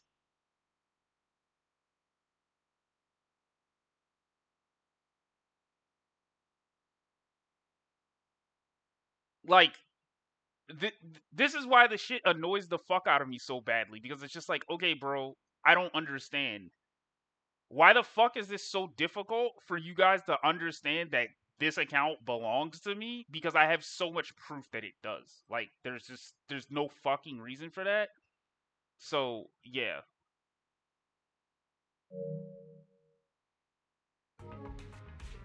It's just stupid as fuck. Like, I legitimately have so many fucking ways to prove this account, but because Discord's support system is such dog shit garbage, they basically don't allow you to talk to them unless you're specifically talking from the email that was associated with that account. But the problem with that is that I can't fucking go into the support account in order to make that because of the fucking 2FA that the hacker did and put on the account when he got his hands on it originally. So it's just like, bruh, I just do not understand. And yes, 100% that. I do not understand the fucking value in buying a fucking Discord account. Like, what the fuck is the point? You can make one for free and do all the same shit that you're already fucking doing. What value does a fucking Discord account have? Like, I legitimately just do not fucking understand. Like, it's some of the stupidest shit that I've ever seen in my life. It's so fucking dumb. Like, I honestly, like, yeah, it's mind-boggling to me. I don't fucking understand. And it's making, like, all of my friends, like, walk on eggshells and shit as well, because they're all just fucking nervous, because basically, since I don't fucking have access to that account, like, all the servers that I am, like, that, like, I created and shit, like, they're all just kind of held hostage. So, yeah. It's, like, super fucking obnoxious. But because Discord's support system is so fucking dog water, it's just, there's no way for me to do it besides this roundabout way and, like, trying different avenues in order to actually fucking get things situated. Like, if I can get access to the fucking account, if I can get access to the support account again in order to fucking in order to actually send something, I can get somewhere. But because I don't have access to the fucking support account because of the fucking 2FA that was put in place by the fucking hacker, I can't do anything there either. It's so dumb. Like, the fact that there is a fucking level of catch-22 that that exists within Discord's like realm space because of this shit is so dumb. Like, I didn't know like in order to contact anything with Discord support, like you actually needed to have a whole like a Discord support account. Like, what? I never had to contact Discord support before, so I never even knew that that was a fucking thing.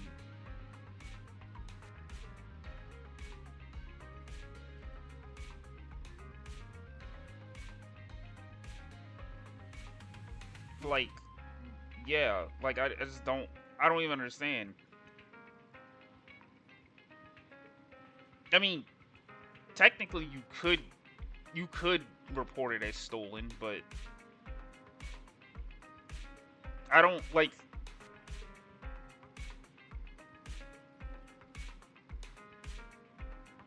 Like, I literally have screenshots of him straight admitting that he just bought the account, which is just.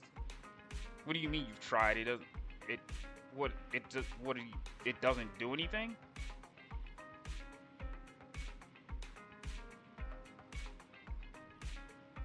They don't provide a means. Oh. Like, he literally just straight said that he just bought the account to a friend of mine who contacted me on Tumblr, and I'm just sitting there like, you can only report for spam, basically. That's dumb. What the fuck?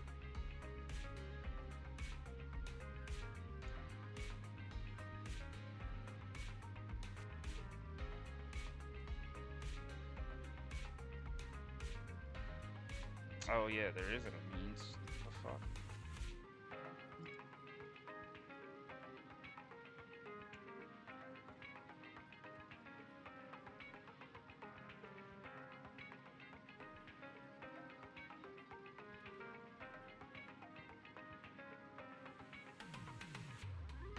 They really don't. Like, what the fuck?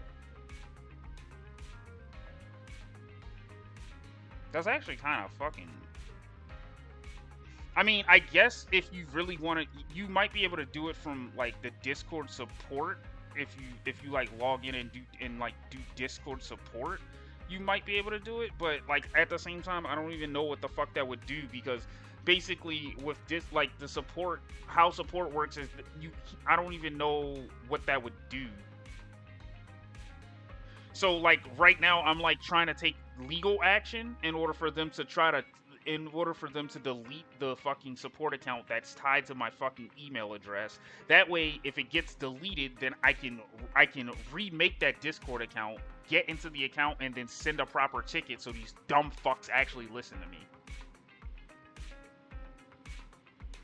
Only the account owner can... What? How the fuck does that work? That doesn't even make sense. Why would you ever report yourself as stolen? Like, what?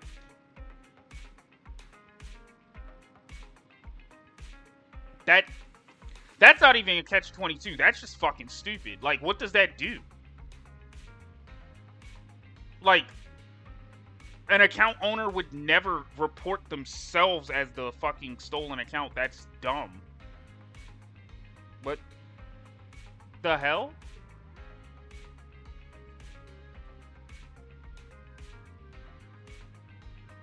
I mean, if you have access to your support account, and it's the same account that with the email tied to it, then yeah, you can use the support account to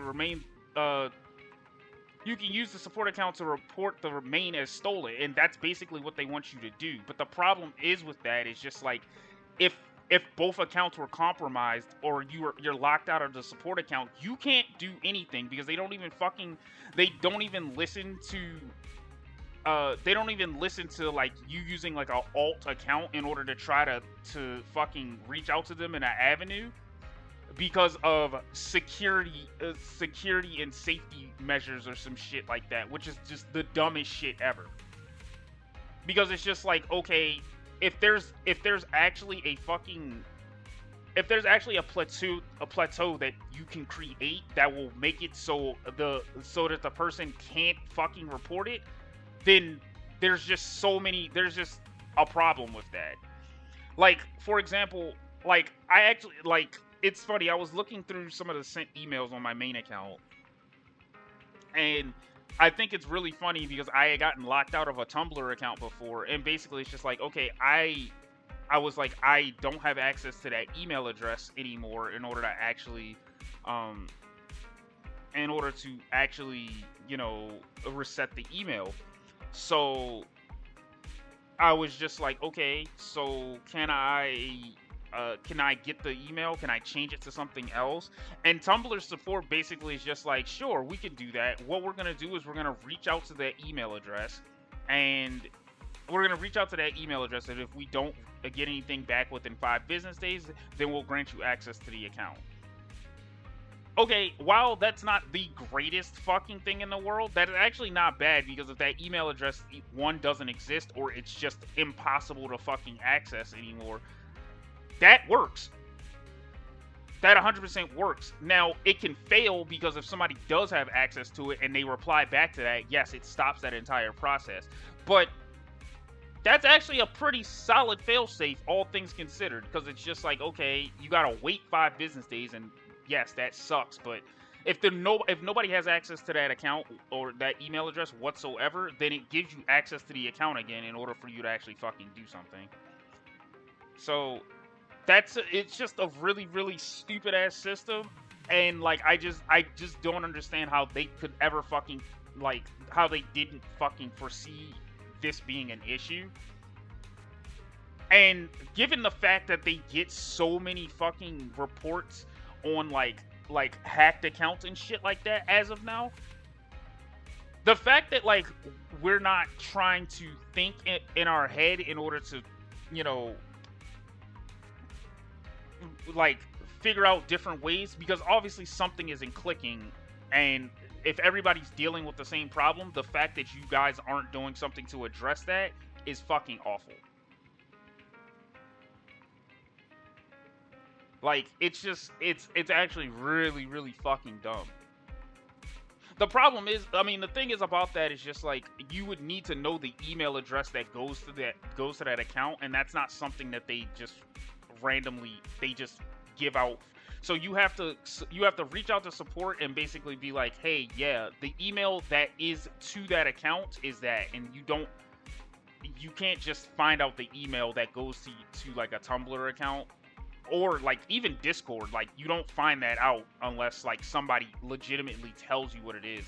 Like with my Discord account, I didn't let people find me by my email address. So yeah. So my only option now is like I'm having to like do legal options in order for them to delete all of my data for this support account, so I can get back into it and start it. And it's just so dumb as fuck. It's just really, really fucking stupid. If I can get back into that account, I have so much proof that account is mine. I have my Discord Nitro receipts. Literally, I have screenshots. I literally, before the week before my account got hacked, I asked for my Discord data to be sent to me in an email. So I have data of that. I have data from that Discord and all of the fucking time that I've had on that Discord, which is the past 11 years. So I have the fucking 6 profile pictures that were tied to it. I literally have all of those files all saved on my computer. And for whatever godforsaken reason, these dumb fucks, just because I'm talking from a different email address that wasn't the one assigned to it, these dumb fucks basically can't look at the overwhelming evidence that it's me from a different email address. Like, I just do not understand. I don't get it. It's so fucking baffling to me.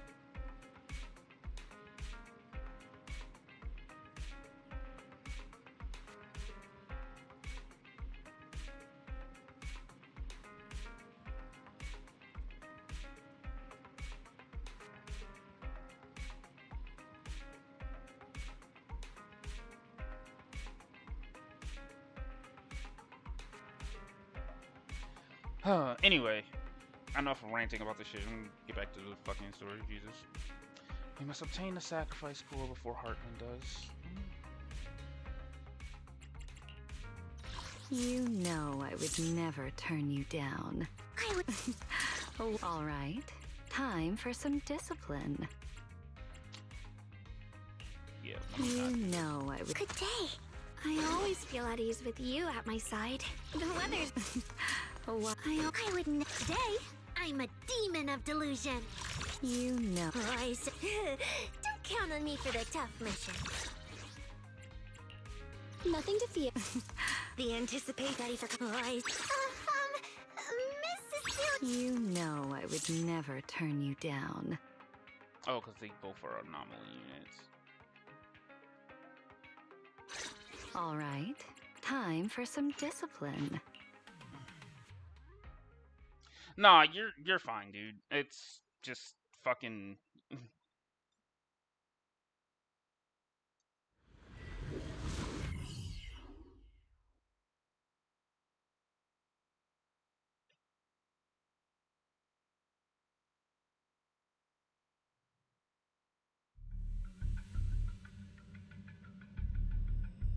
Where's the sacrifice core? Camille, you really think I'd stroll around with something this important? Plus, even though the Ravenlocks and the Exaltus have been working together for ages, I've hardly even met Lady Dina. I'm the one offering the sacrifice core here. I'm curious what Lady Dina's got lined up for me in return? I'm just here to verify that the core you mentioned is real. Once that's sorted, Lady Dina will give you a proper response. Our partnership isn't just talk. We need to be sure you have what we need before moving forward. Sure thing. I'll take you to where I keep the core. Once you verify it's legit, have Lady Dina come over. We'll lay everything on the table face to face. All right, lead the way. It seems Hartman is trying to bargain for more. What a greedy and insatiable man. It's just that... Why would they only send Camille for something as important as the sacrifice core? And I can't shake the feeling that Camille doesn't want Hartman and Dina to meet. Why is that? So this Dina they were talking about, is she the leader of the Exaltists? Kind of. Lord Vathan, I really think we should hurry. We must get to where Hartman keeps the core before anyone else does. I've mapped out a shorter route, but there will be ethereals along the way. I'll leave the fighting to you, Vivian. Don't worry, Lord Vathan. You're in capable hands. I'll ensure your safety.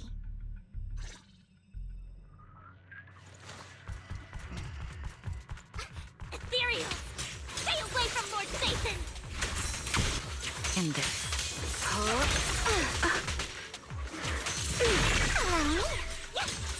Time to end this.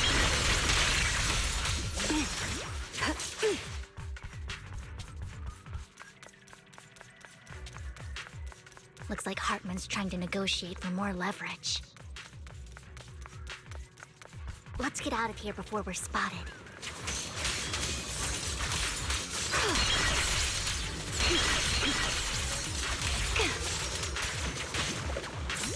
Stop here. Let's keep moving, Lord Vathan.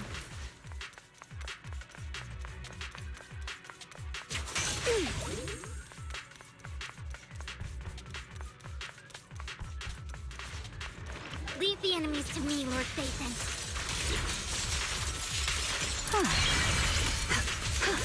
My turn.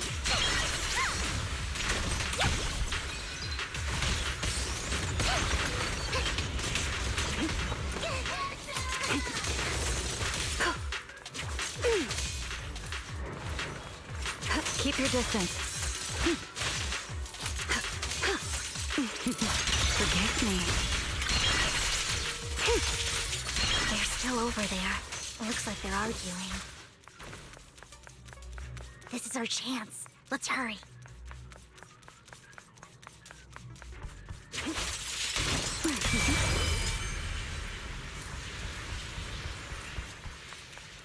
matter who has the sacrifice core, Hartman or the Exaltists, it would be really dangerous.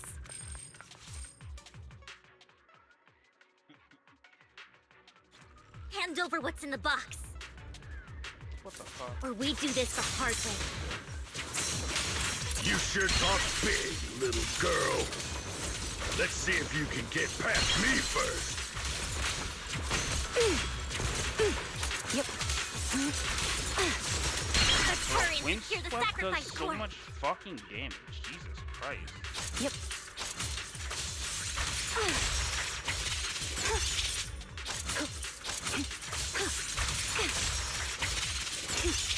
Yep. Like, why the fuck does Windspark do so much damage? Jesus Christ. Lord Vathan, the box is empty. So Hartman never kept the core here to begin with? How did you even find your way here? Where's the core in the box? What did you do with it? You call this keeping the sacrifice core safe? Everyone stands around confronting each other. A voice comes from behind. Who the fuck are you? Vivian, it's been ages. Dina! Oh my, you actually remember me. So sweet. Look at you, thriving. I thought you'd totally forgotten about our past. So, tell me, do you ever dream about the people you've killed? Are they crying in your head all night? Back then, I had no idea. You had no idea? While you were soaking up all that love from Daddy and everyone else, you had no idea what was going on? I wasn't... Lady Dina, Miss Vivian didn't actually... Camille, when did I say you could meet up with Hartman today? I just wanted to make sure the sacrifice core is legit. I was worried Hartman might try to pull a fast one on us. Really? So loyal. I thought you'd be more like the old days. Just a few words from Vivian and you'd be plotting my demise. Just like what you did with Father. I won't, Lady Dina. Don't even think about betraying me, Camille. You owe me for what went down back then. However, I do understand your worries. This core, it's fake. No way! I got this straight from Hugo. It can't be fake. How can you just claim it's fake without any proof? Ugh, seriously? Dina approaches Hartman, coldly inserts the core into an open wound on one of his subordinates. The guy collapses to the ground, screaming. Dina wipes her hands and casts a look of disdain. The sacrifice core can max out the ether particles within human bodies in no time at all. But look at your little subordinate. How uncouth. He's making noises like some animal. Can you shut him up? So annoying. The masterpiece Father made for the Creator isn't this worthless piece of junk you're holding. So, the real core. Vivian, where do you think the sacrifice core is really at? I don't know. If I knew where the real core was, I'd destroy it without a second thought. Dina, you understand what the sacrifices are. And you know those who were blessed should not have to endure such horrors. Oh, they shouldn't have suffered those horrors. Weren't you the one who decided if they'd be blessed or not? If it weren't for your tears, how would they have encountered such misfortune? How self-righteous, Vivian. Their fates were in your hands. It was you who brought disaster on them. Landon just needed an excuse. He needed someone to blame. Whether I shed tears or not, he'd treat living beings as mere subjects for his sacrifice experiments. Dina, you know all of this. Landon even went so far as to sacrifice you. Shut up, shut up, shut up! Father did it for his great cause. Vivian, why do you always mess everything up for me? Everything! You did it before, and now again! You just had to ruin my plan.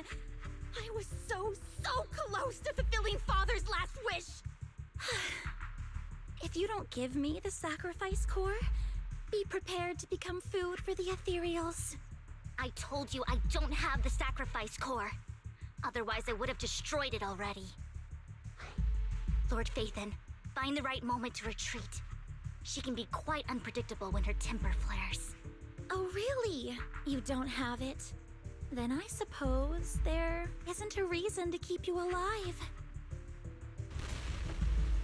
Dina flashes, finishes her words. Several explosions erupt, followed by tremors in the ground, signaling the rapid approach of numerous ethereals. In a panic, Hartman rushes to the car he summoned, taking Camille and Dina with him. Quick! More ethereals are coming!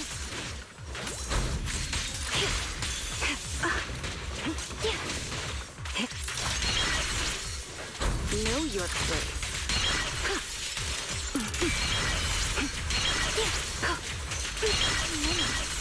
No chance to get out of this! Hello? Time to end this. Please step back.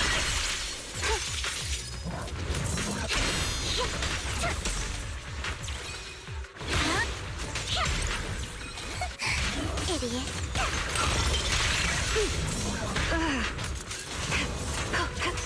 Evade the enemy.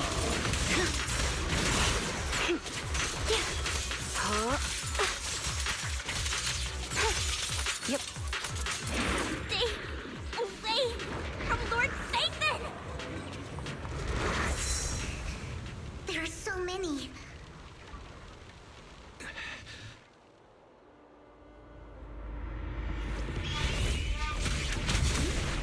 It's ink.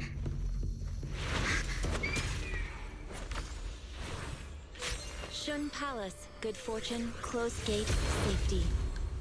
What? An evil miasma gathers here. Another place of conflict. If you wish to avoid disaster, then head southeast.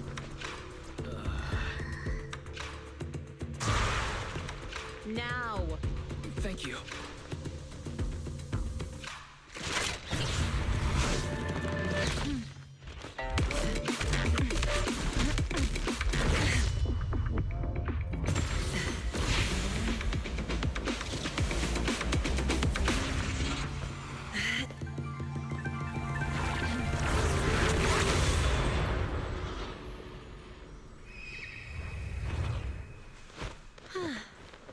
Finally, peace and quiet. Well, that was a bomb-ass entrance.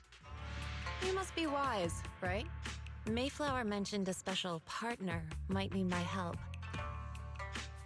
May I ask, who are you? I'm the 13th generation master of Yunque Summit. You can call me Yishuan. Mayflower passed along your info, and I was curious what kind of person you are, so I came to see. At first, I thought it might be a hassle, but your energy feels really calming. Quite nice, actually. So, you're the investigator the mayor mentioned. Yes. He also asked me to be your temporary teacher and offer you a bit of guidance. Guidance? What does that mean exactly? Unfortunately, this isn't the right time or place to talk. I have some investigation work to catch up on, and it seems you've got quite a lot on your hands, so let's part ways for now. I'll find a good time to visit you soon. Shun leaves after saying this, while Vivian appears lost in thought, looking distracted. I'm so sorry, Lord Phaethon. I'm just not feeling very well. I think I'll head back for now. I'll investigate the sacrifice core and reach out once I find something.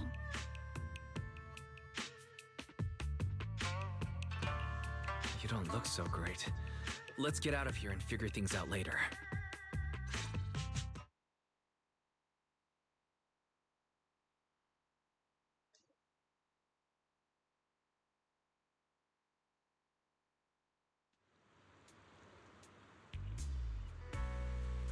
Okay, so that's the first time Ishuin shows up in the story. You know, the entire time I was sitting there trying to think, like, who the fuck is the mayor talking about? It's just like, okay, I was like, it can't be Miyabi. I feel like he would just tell him it was Miyabi, but he kept saying Void Hunter, and I'm saying to myself, I'm just like, okay, I keep saying to myself, okay, so that must be Xiaoguan, but then I'm just like, that feels wrong, and I always forget that Ishuin is actually a Void Hunter. She just didn't accept the title. So I literally forgot that. Like, she's literally a Void Hunter level. She's a Void Hunter level adversary. She didn't accept the title. And it's mostly just because she had other things to do, which is fair. So I just actually legitimately forgot about that shit. I was just like, oh right. Well, technically, Remiel is gonna be the fourth. She's gonna be the fourth one. She's only gonna be the third Void Hunter that actually has the title, because Miyabi has it, Xiaoguan has it, and then Remiel has it. But technically, Ishuan also has it. I just didn't fucking think about that. All right. Anyway, be right back.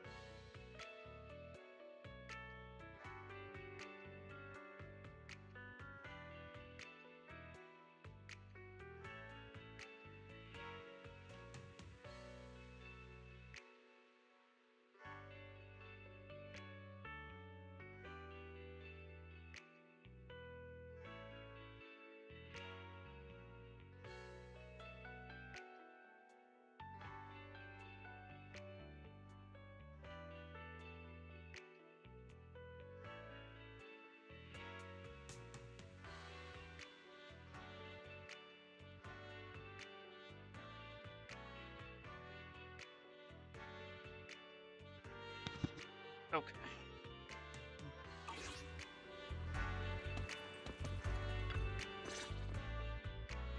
Lord Vathan, are you going to rest now? I can head back later, Vivian. You seem a bit off since we left the Hollow.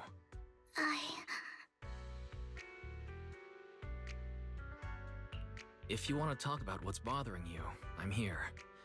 Sometimes it helps to get it out. I didn't mean to keep my past from you, Lord Vathan. When I was little, people thought I brought misfortune, so no matter where I went, no one wanted me around for long.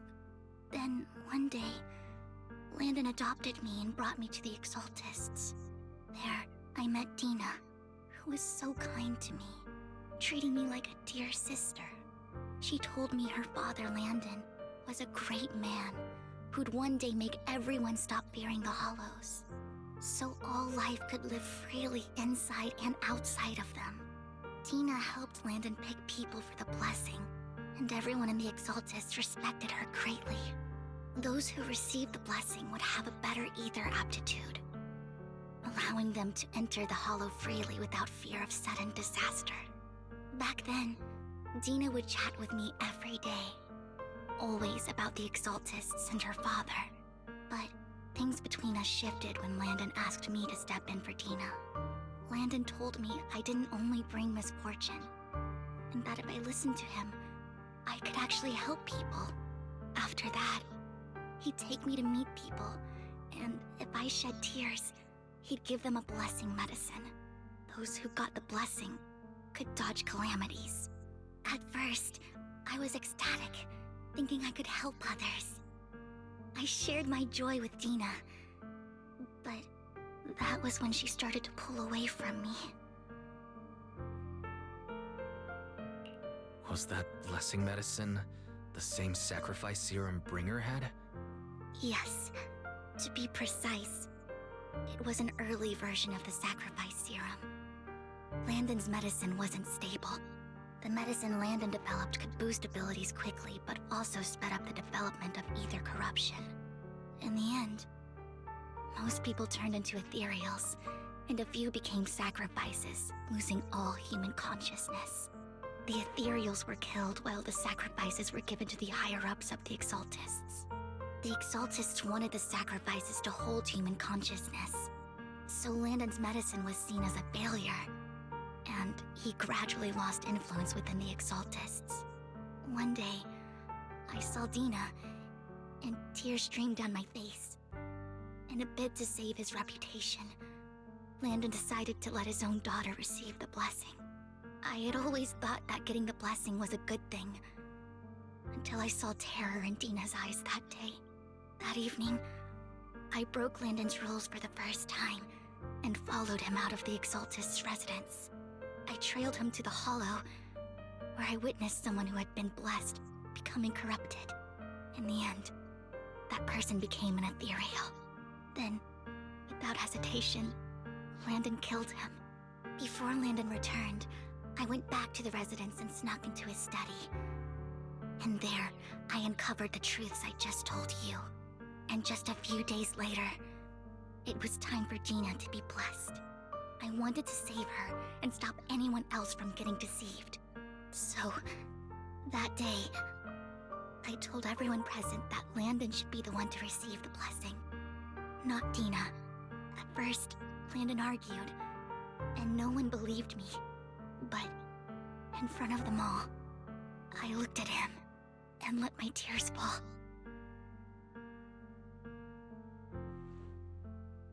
Lord Landon, please accept the blessing. Vivian, you... Why won't you accept the blessing? Were you lying to us? Ungrateful fools! You have no use anymore! Liar!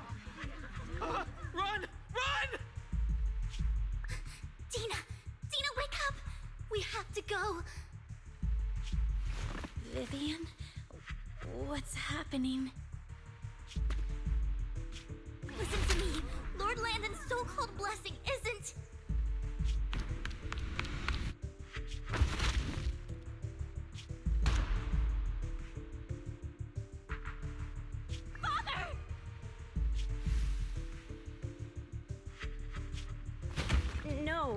I was just... Mom, I want to go home. It's got nothing to do with us. This is just what happens when you don't accept the blessing. Vivian, was this you? Tina, I just didn't want you to accept the blessing. Everyone who does ends up... I just don't want to lose my father. You knew? If you knew what he's done, you... He's my father. He's all I have. Stop being self-righteous, Vivian. You only ever bring misfortune.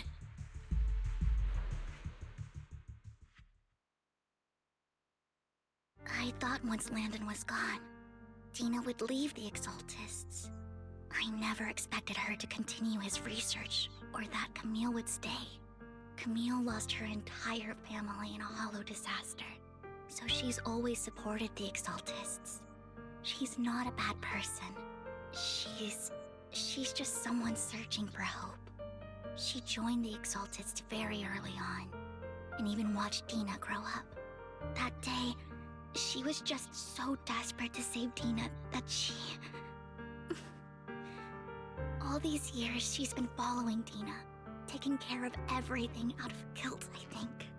But I didn't just fail to save Tina. I trapped her. I see misfortune approaching, but I can never change its course or avoid the bad ending. Maybe I really am a bringer of misfortune.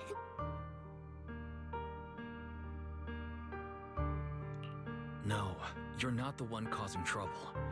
Whatever went down with the Exaltist, it was Landon who was pulling the strings. As for Dina and Camille, they knew the truth and they made their choice. The hollows and the disasters they caused took more than just their loved ones. Not all survivors cling to obsession and hatred like those two do. Lord Phaethon.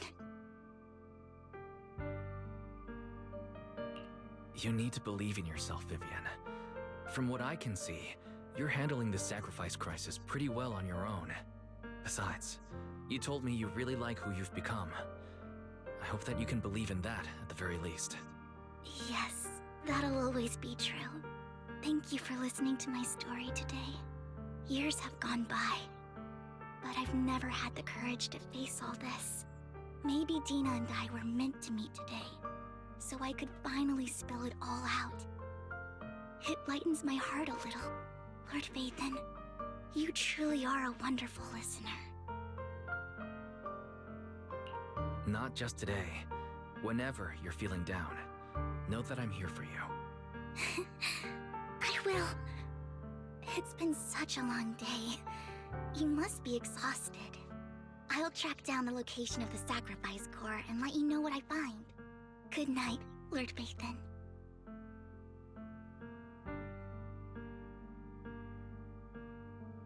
Jesus, after bidding farewell to Vivian, you head back to the video store. You see the collectible gift she gifted you on the table when it starts. It stirs a flood of memories. You've been through so much lately. You hope the sacrifice crisis can be resolved smoothly, pondering the whereabouts of the real sacrifice core. Awareness sets in, and before you know it, you drift off to sleep. When you wake, it's almost noon.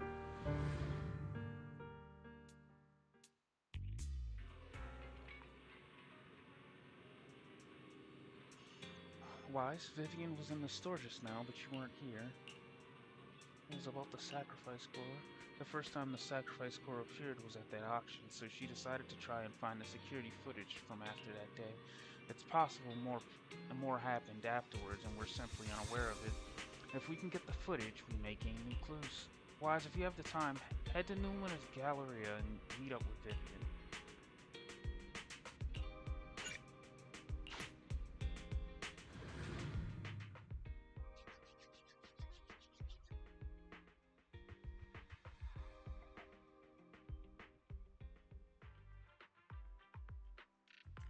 Earlier, Vivian exchanged information with an acquaintance in the auction house's lounge.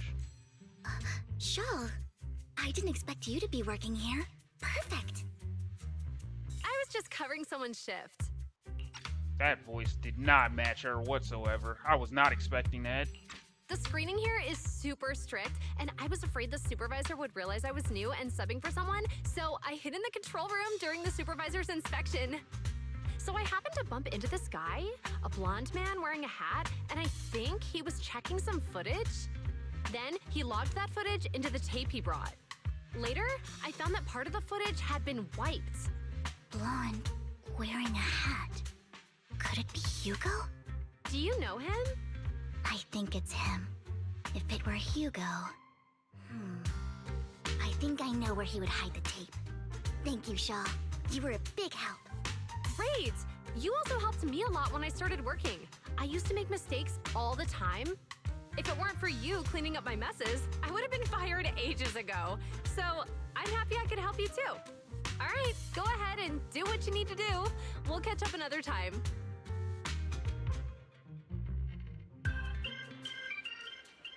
Lord Phaethon, you're here. Someone I used to work part-time with just so happens to be covering a shift at the auction. I learned from her that Hugo once took some footage away with him. I think Hugo was planning something, so he hid the security footage. But once I know when Hugo came here, I should be able to guess where he put the videotape. We are Mockingbird after all. It shouldn't be surprising. We have subtle ways of communicating information, should it? Once on a mission, we couldn't use communicators, so Hugo trained a few birds and put trackers on so we could communicate. But after that mission ended, we let them roam free.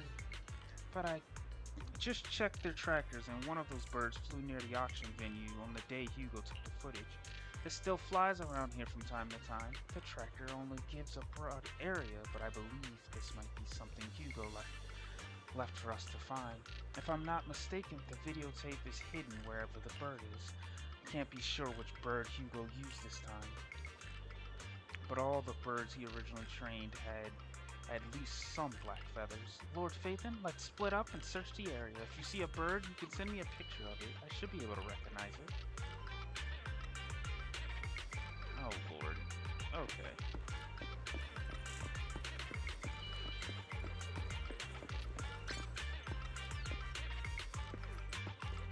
It definitely ain't that.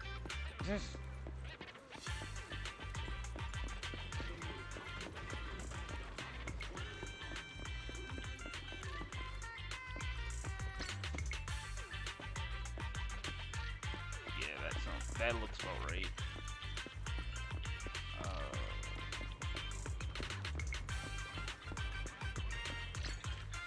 This is a fucking bang boo.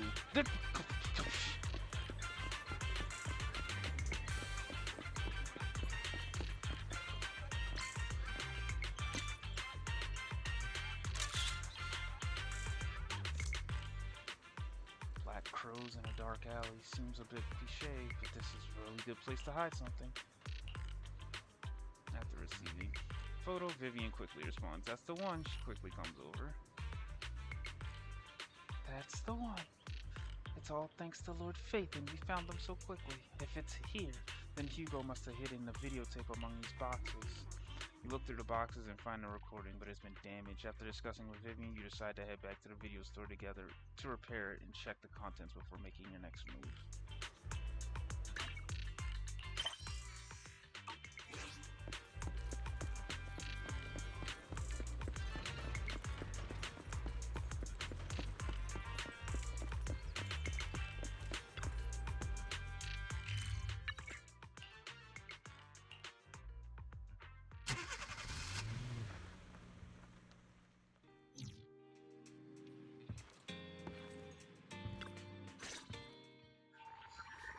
Barry repairs the videotape and you watch the recording. The content leaves you shocked. It's a conversation between Hugo and Camille. If I'm not mistaken, you and Vivian share the same goal. Silence is no good for negotiation. I just don't want Dina to reach a point of no return. Hasn't she already reached that point with what she's doing? The formula for the Landon serum was lost, but a batch survived, and Dina was able to develop a substance that can be used for mind control. She's trying to combine the two to make sacrifices that would obey human commands. If the dormant sacrifice and the remaining Landon serum are destroyed, we can put an end to this. Dina's concoction can't create sacrifices on its own. And the sacrifice core? That belongs to the creator, not her. Although I find Landon's methods despicable, I can't deny that the Exaltists and the creator are leading us in the right direction. I just don't want Dina to spend her life trapped by her father's mistakes. I mean, no offense, but I find your protectiveness rather weird. I will confirm the location of the dormant sacrifice and find the chance to relay the information to you. I do not want any of my people to be going into danger. As for the sacrifice core, I can only guarantee that it will not fall into her hands. As for how things will ultimately play out, The creator will guide me.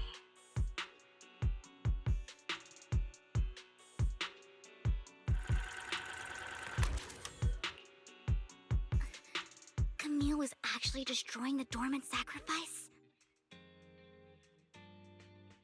Compared to Camille's motives, I'm more concerned about whether Hugo has more plans lined up.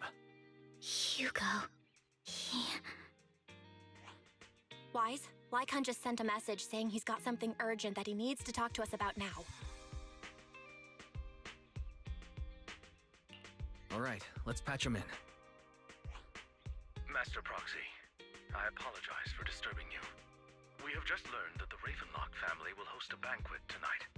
This banquet is rather special, as they're allowing members of their family to invite business partners to attend. With Hartman at the center of controversy, there are many members of the family who are eager to use this opportunity to replace him. The mayor has been spreading rumors of a young tycoon who inherited a sizable fortune and is looking to partner with a person from an old and influential family. This information has lured a young man named Burton from the Ravenlock family. So, you want me to pose as this tycoon and use Burton to infiltrate the banquet? Correct.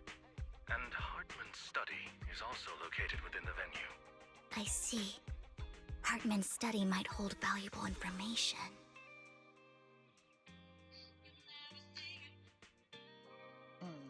One second.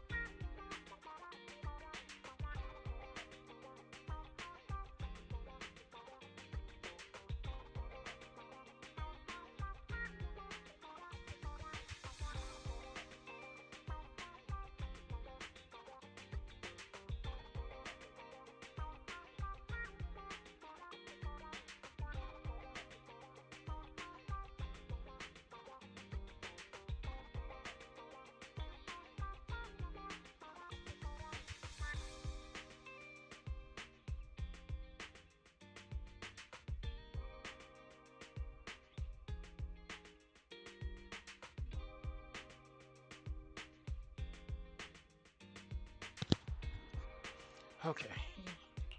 It seems like there's nothing left for me to do. You can attend as her +1. +1? Lord Phaethon, please go with me! Master Proxy, it seems Miss Vivian requires your presence, so... Yes, just your presence will help me immensely! Sure. If we go together, we'll be able to keep an eye out for each other. I'll accompany Vivian. I'll send you the time and place for the meeting with Burton. If you encounter any danger, please evacuate immediately or contact me for backup. I hope everything goes well for you tonight. Get in contact with Burton. He said he'll come out to 6th Street later to escort us to the banquet. Don't worry, Lord Phaethon. Just leave the socializing to me. I won't let any evildoers get close to you. But since there's still some time before we have to go, Should we watch an instructional videotape on formal dinner etiquette together? I learned everything from videotapes when I first went undercover at a banquet for a mission too. Though such a method isn't sufficient to master it, it's enough to deal with this one excursion. Yep, I'll go over the key details for you as we watch the tape. You do some last-minute studying on the etiquette expected at a formal banquet for your mission that night. Before you know it, evening has arrived. Lord Phaethon, Burton sent his location. Are you ready to join me for the banquet?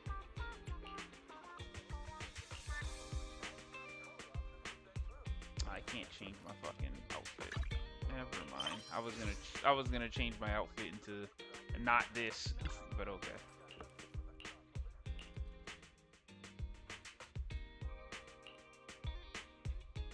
Vivian heads off first. After 5 minutes, she sends a message saying all is good. Let's go meet up.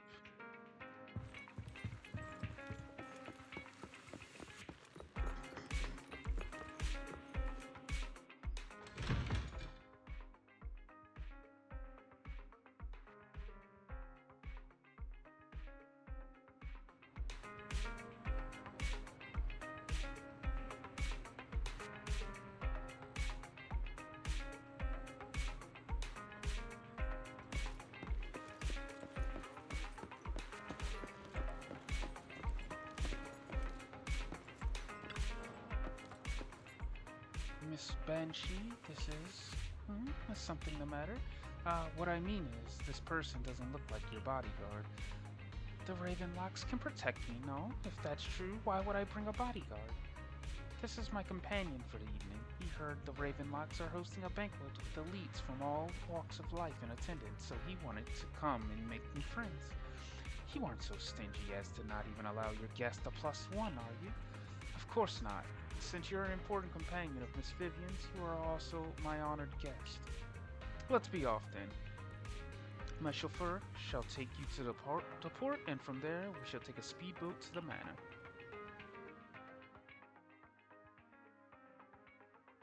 About an hour later, you arrive at the Ravenlock Manor. With Burton's guidance, you go through numerous security checks before finally arriving at the banquet hall. Miss Banshee, I believe I've shown you my sincerity. Now how about you? Sincerity? My presence here is a show of sincerity. If we're to work together, Miss Banshee, you should drop your pretentious act. I am well aware of the ways of the Ravenlock family. If I were to come empty-handed, I probably wouldn't even be able to make it out the front door tonight. Since I agreed to come with you, and even brought along my most precious companion, does that not show my deepest sincerity? No need for such an off-color joke. Our door is always open for those coming or going. We both know what's what, so let's cut the small talk. I know far more about how the Ravenlock family made their fortune than most here. I am also well aware of why Hartman, despite such a massive scandal, still remains in power. Oh? Do tell.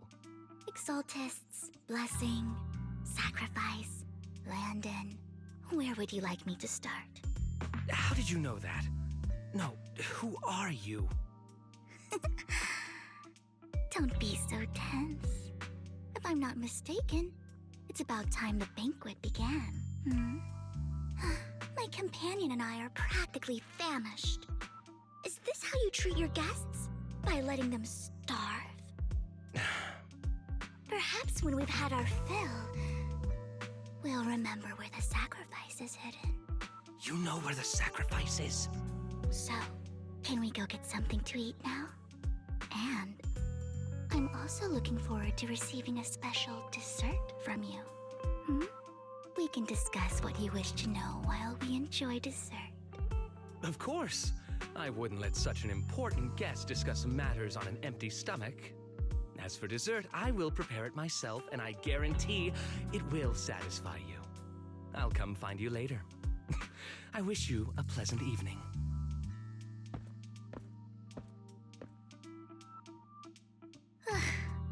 These kinds of people are exhausting to deal with. I really don't know how Hugo used to put up with it.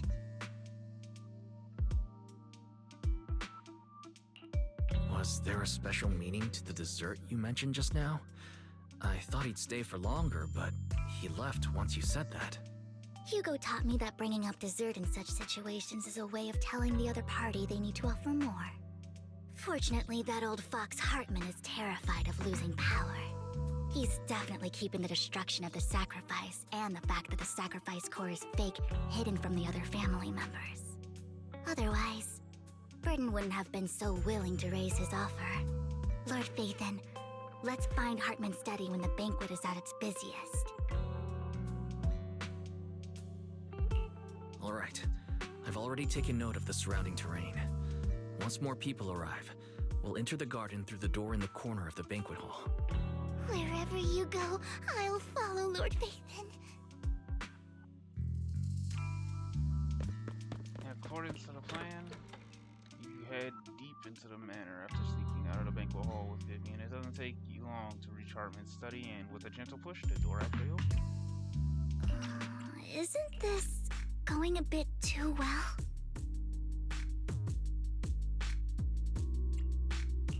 The security outside of the manor is really strict, but maybe it's more lax on the inside?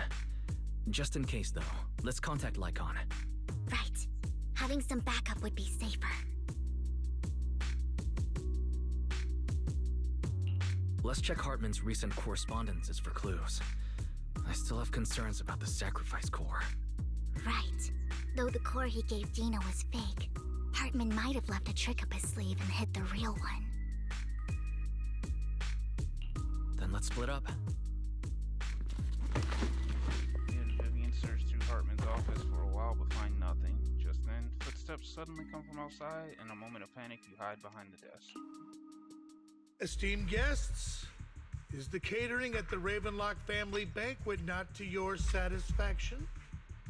So much so that these two distinguished guests felt the need to come to my humble office to scavenge for food. Don't want to come out? Well, after all, you don't have long left. Burton, that greedy idiot, fell for the mayor's trap.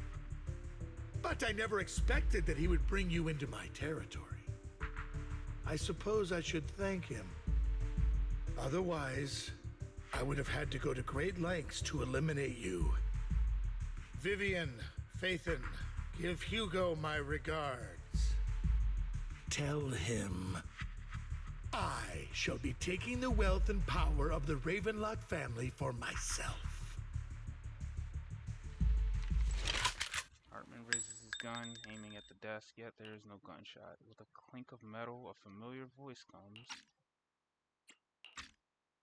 The bullet? How? Dear Uncle, why must we be so distant with one another? You can just tell me what you want to say directly. Hugo! Impossible! You're... Uncle, you must know a Ravenlock will never stop until they get what they want. Did you really think I would be defeated so soon, when I have yet to trample you into the dirt? You filthy bastard! You only know how to resort to these petty tricks! Petty tricks?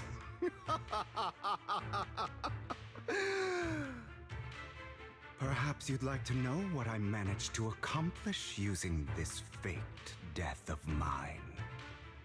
My dear uncle.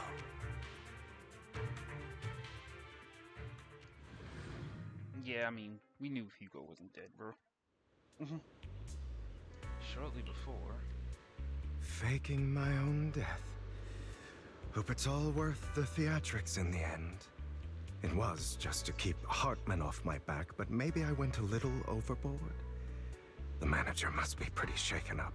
I should apologize at some point. Guess I'll also bring Lycon along. He's my partner in crime, after all.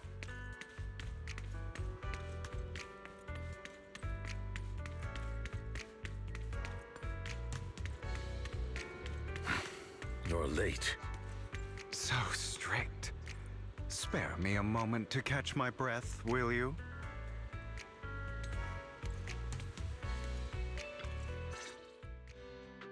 You're taking longer to rest than I expected. Lycon, you think too highly of my physical capabilities. Well, thank you for your cooperation.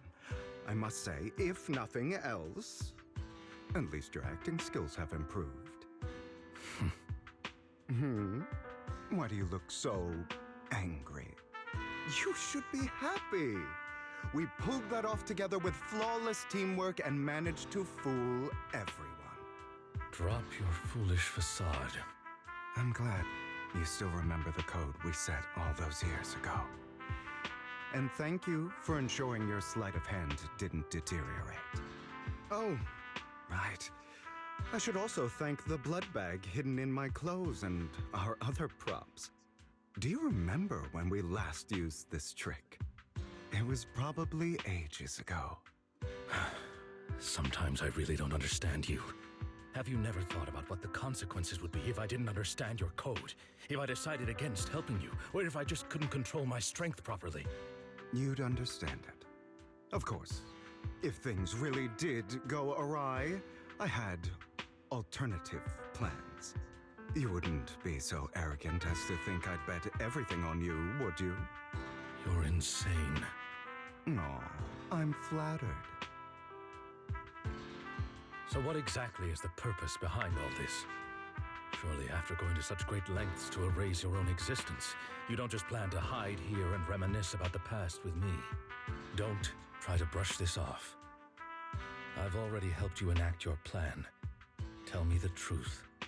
Don't get your tail in a twist.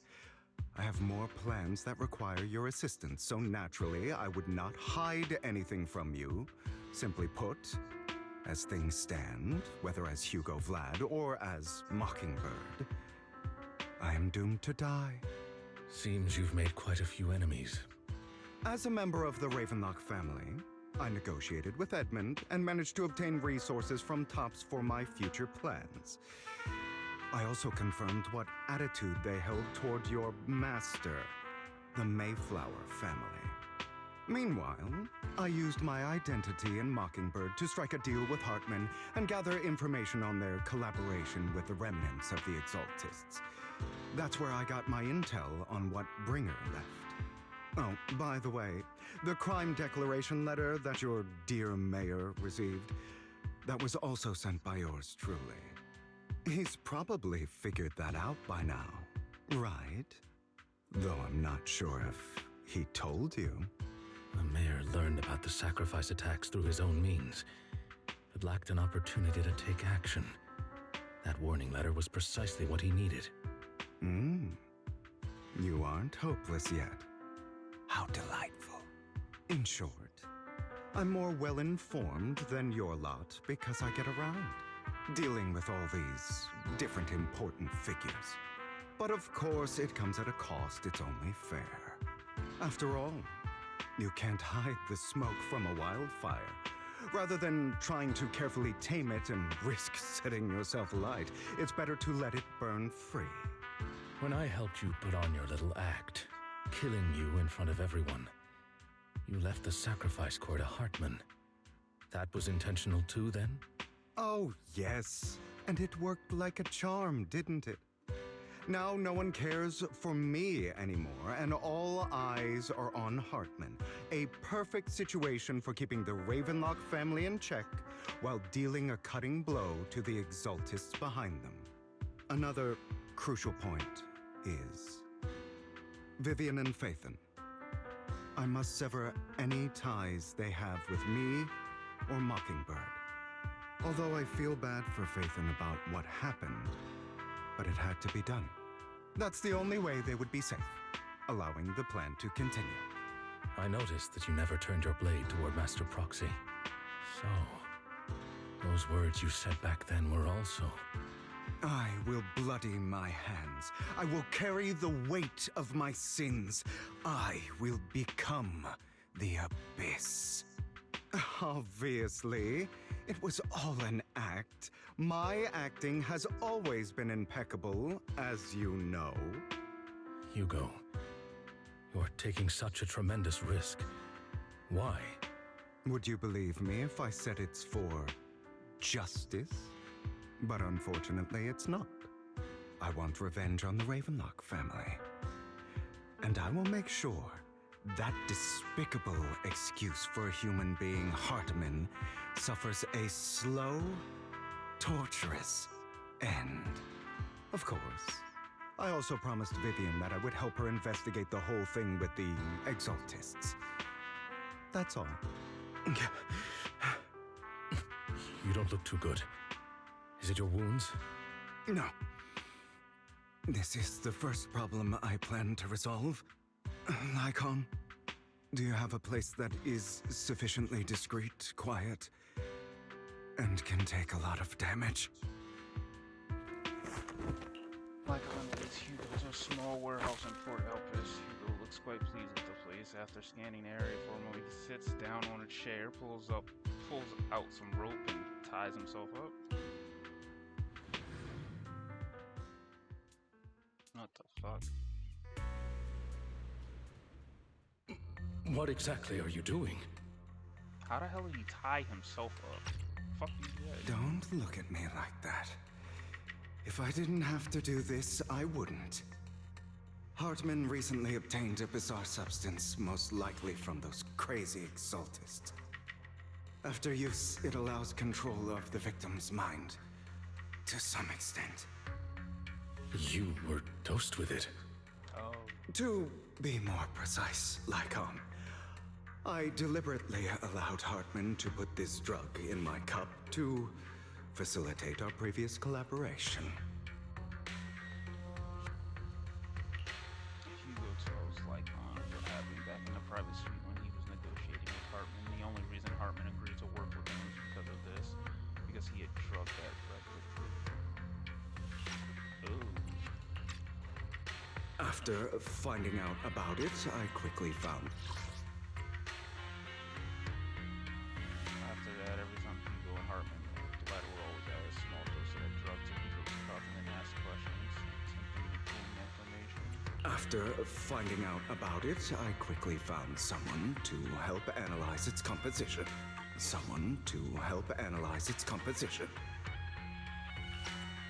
The good news is he gave me a very low dosage, perhaps because he was afraid I might notice. There's a different medication that can delay its onset, preventing me from actually being under his control. I simply need to put on a show in front of my dear uncle. The bad news is that currently there is no antidote. When I delay those effects, however, they will accumulate and erupt when my body reaches its limit. It may even break my mind. And that's exactly what's happening now. I need to endure those accumulated consequences. So, I will lock myself in this room for however long that takes.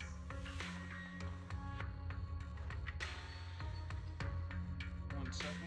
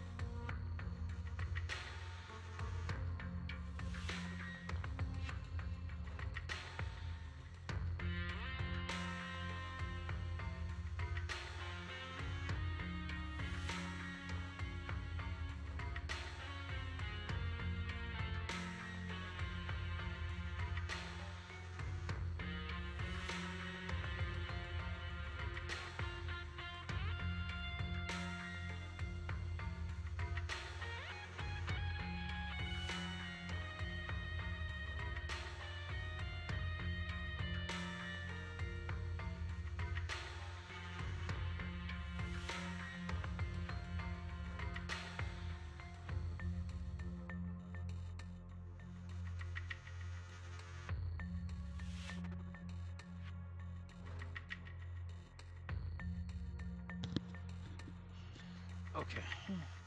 I've tied my limbs to prevent me from smashing this place or accidentally hurting myself. Anyway, after you leave, do not open this door, no matter what you hear. I recommend seeking professional medical assistance. This is advice I received from a doctor. Or are you saying you don't believe I can make it? So, Icon, come find me here at the scheduled time. All you need to do is smile and await my victory. What if I want to stop you? You know you won't succeed. You never have. And you never will. Well, time is short. Let's begin. I understand. Don't die, you stupid bastard.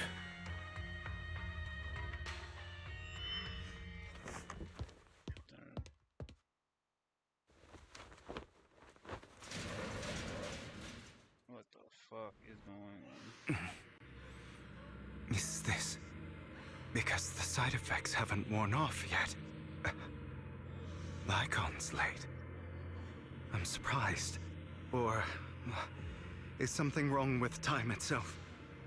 Looks like someone's over there. Might as well go ask.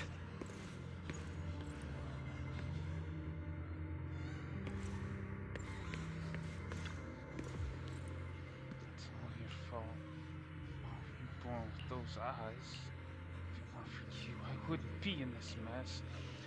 I had made it. I endured for so long, all those years of planning. I was so close. He already agreed.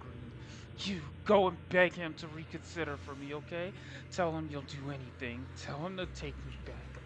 No, he won't want to see you now. You can't go and see him. Mother. It's all your fault. I wish I had never given birth to you. The woman's face is distorted with hatred, as if the person before her is not her child, but an enemy who destroyed her future. She blames all of her misfortune on this innocent child.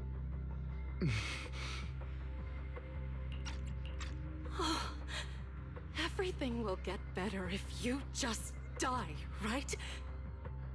If you die, he'll come back. We'll have another, more perfect child. One who will inherit the Ravenlock family bloodline. Then I'll be able to escape this pain. So, Hugo, for the sake of Mommy's happiness, just die, okay? Raises a hand to reveal a pair of scissors, the tip gleaming with a chilling light. She thrusts a sharp point towards Huger's paler eye. Then she suddenly vanishes as if she never existed at all. So, I wasn't awake yet after all. That's because you don't want to wake up again. Who are you? I am you. Hidden deep within your heart. Your most true self. Okay, Persona 4. You want to kill her, don't you? Your so-called mother. Every time she beat you without reason, when she tried to gouge out your eyes, when she sold you into that hell, laughing all the while. You wanted to be the one to end her life.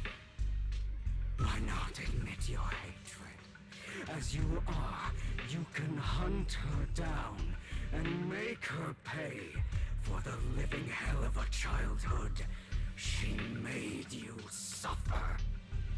Yes, I hate her. I hate her because she was foolish and shallow, greedy and stupid. I hate her because she doesn't deserve to be a mother. She did everything she could to try and get into the Ravenlock family. believing she could live a life of luxury without having to do anything and never realizing she was a pawn, discarded from the very beginning. So she chose to blame me. Blame me for my heterochromia. Blame me for my very existence. But I won't kill her, because I know it won't change anything. She was incapable of loving me, just as she is incapable of loving herself. Have you been brainwashed by that dog? Keeping up the act of being some magnanimous and forgiving fool? Don't compare us. I've simply come to understand love or hate. I make my own choices, and they have nothing to do with anyone else. She sold you to the Ravenlock family for a huge sum of money. She used that money to start a new life without you. While she was indulging herself, you were going through hell in the Ravenlock Manor. Does it not torment you? Do you not feel the hatred? Do you not want to demand answers? Kill her. Only by killing her can you be truly free. For a long time, I thought the same way. But now, well, I want to make a different choice. Stop lying to yourself. You never had a choice. This weak-minded thinking will only lead you to failure. Like before, you'll be nothing but a worm, trampled into the dirt by those so-called elites. Do you still not get it? This is how the world is, and always has been. Hesitating, you'll be the victim. If you don't grab your knife first, you'll end up being on the other end of the blade. If you want to change anything, you must first become the one who makes the rules. Just like that woman. The only reason she could treat us that way was because we were weak. So listen to me. Find that woman, kill her, and prove to this world your strength. It's what she deserves. Why forgive them? They don't deserve it. I'm not forgiving them. Or rather, I don't care about them. They don't even matter, at least not yet. You know, perhaps the person I hate the most, the one I truly cannot forgive, has never been someone else, but rather my weak, powerless past self who could do nothing but hide inside a closet and cry. I hate myself for having neither the strength nor the courage to resist. I hate myself for begging for so-called familial love, even after being treated so terribly. I hate that despite the pain of my wounds, I still hope to receive the carrot and not the stick. And that means you, correct? So, I forgive you. I forgive myself. You'll regret this, fool. Your pretty words mean nothing. You will ultimately return here to me. After an intense bout of dizziness, Hugo awakens in a dark warehouse. The ropes have found him. Okay. I see. This is still an illusion. I wonder who's going to show up this time.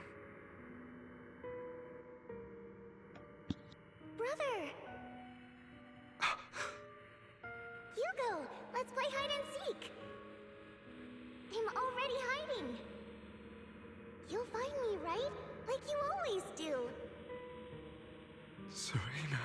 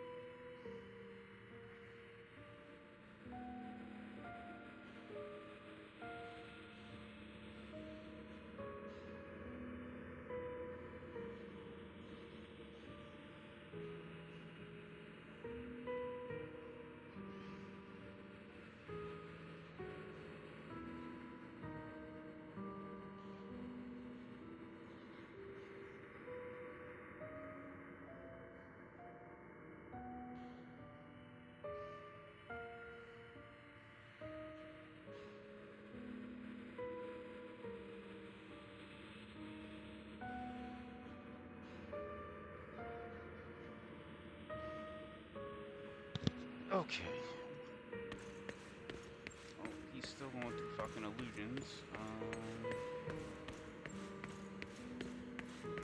I might be able to get to the end of this, and then I'll probably stop for the night. You're looking in the wrong place. I found an even better hiding spot this time. Harder to find than any place you showed me. Hey, Hugo. Do you ever wonder why I had to die? It was because of me. That's right.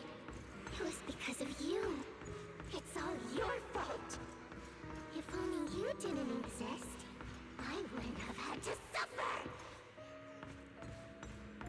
It was me. It was me. It was me.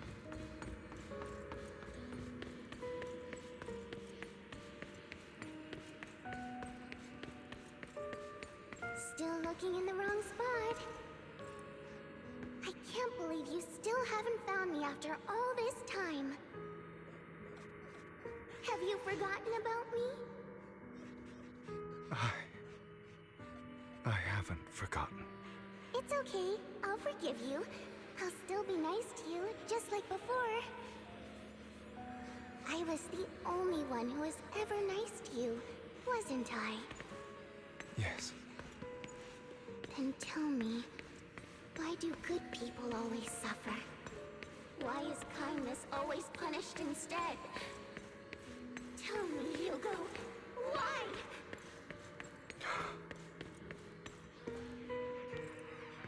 Hugo, are you lost? Go back the way you came. I left you a surprise there.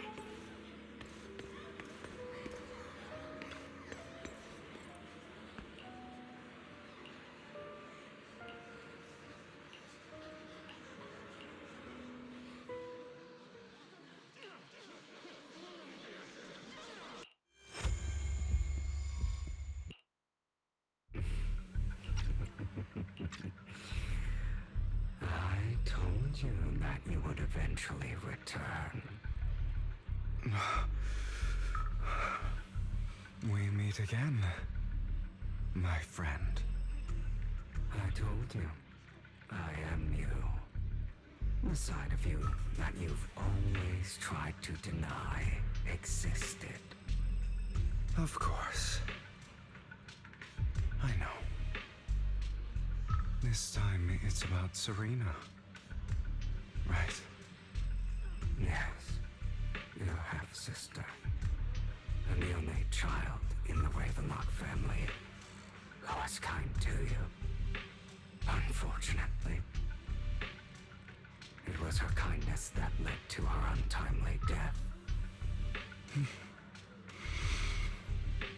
It was my fault. I don't like the way you blame yourself, because that means I'm to blame as well. And I don't think I did anything wrong. Your mother sold you to the Ravenlocks. And your father, he saw your talent and wanted to use you to push the other children into competing with each other. My brothers and sisters wanted to get rid of me from the moment they first saw me. In their eyes, you were no more than a slave. But Serena dared to treat you, a slave, as if you were human. And so, she was fated to die. They tried to kill me many times, but I was careful, and they did not succeed.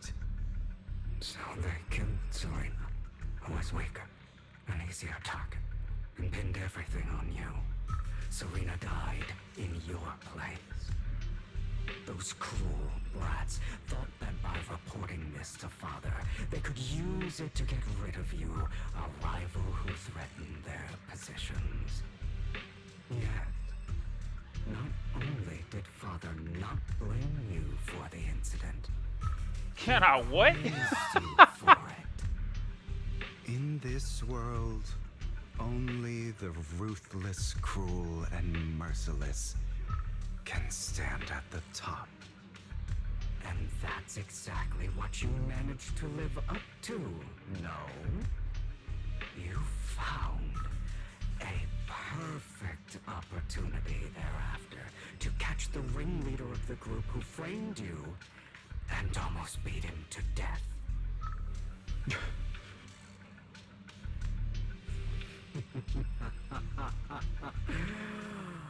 I mean, Miko's not even out yet, but... I've seen the expression on your face back then. Oh, crazed and manic with utmost delight. I don't remember that. Unsatisfied with his answer, the inner demon transforms into him again. Here you go again. Trying to deny your desires. Deep down inside, you've always wondered. Asking yourself why these evil people never got the punishment they deserve. Why the world is so unfair. Don't you want to rip them to shreds? Just like that day when you beat that boy's face into the dirt until he was barely recognizable. His disgusting blood staining your fists. Recall your exhilaration, your cathartic release of rage, that outpour of hatred. That victory belongs to you. You deserve it. Those brothers and sisters of mine are all dead. I cannot take revenge against the long deceased. They died by Hartman's hand. Dying in the power struggle to become the Ravenlock family's heir, rather than by our side.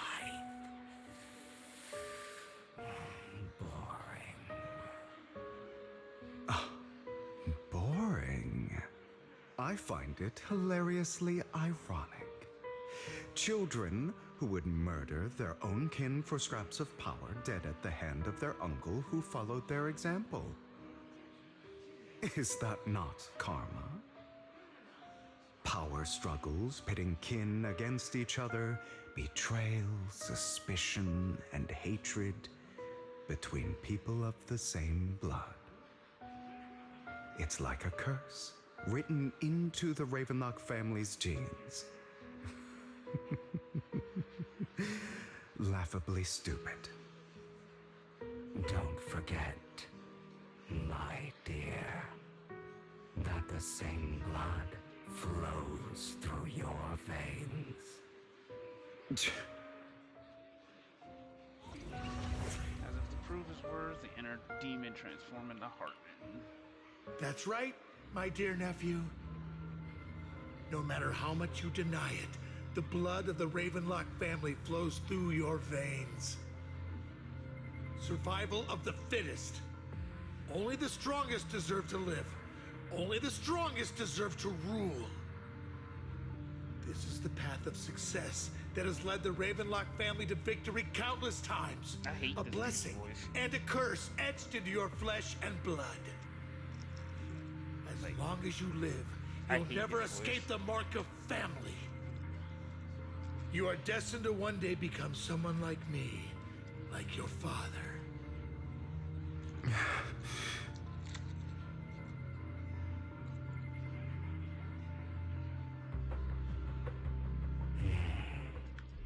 Is that fear I sense? I can see you trembling. Why does the Ravenlock bloodline terrify you so? I won't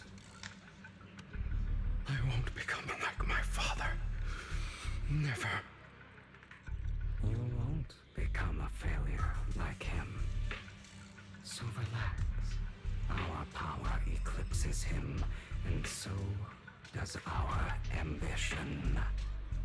So, do not deny your own desires. Do not resist your own ambition. This is the talent you were born with. The best gift fate has ever given you. Admit it. Deep within your heart lies a spark, yearning to ignite a raging inferno that will burn everything down. And I am that spark.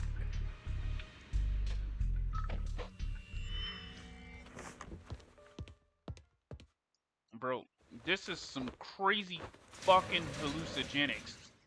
Motherfucker, you are tripping balls. Never thought I'd be this genuinely thankful to see you. Seeing you means this never-ending nightmare is finally over, right? No, not even close. But unfortunately, Hugo, you're going to have to suffer, and we'll have to see the conclusion of this tomorrow.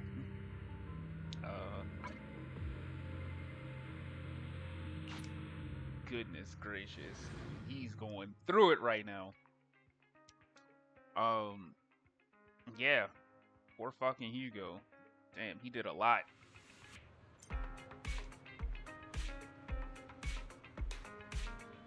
Alright, what the hell?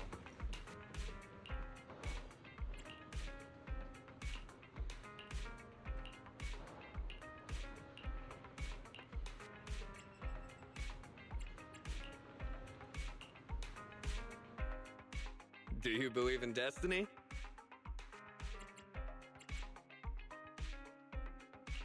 I believe collecting videotapes is my destiny. You really are my destined friend. When I was out today, I met a pink-haired fortune teller on the side of the road. She was wearing a black cape and wore her hat low, so I couldn't see her face.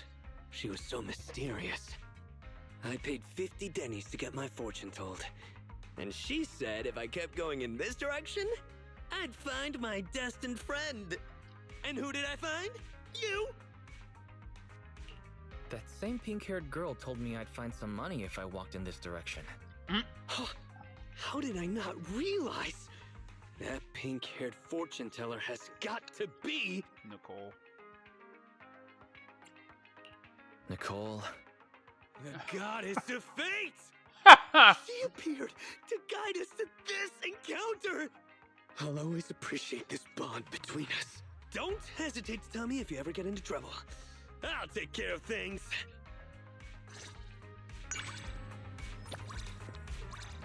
Fucking Anton. Alright. Yeah. So, anyway.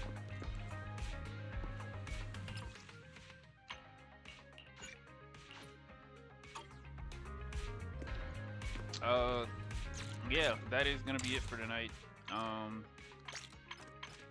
Yeah, I kind of wanted to finish that before, I definitely wanted to finish that before the end of the night, but, yeah, that was a lot more cutscene intensive than I thought it was gonna be, but it's okay.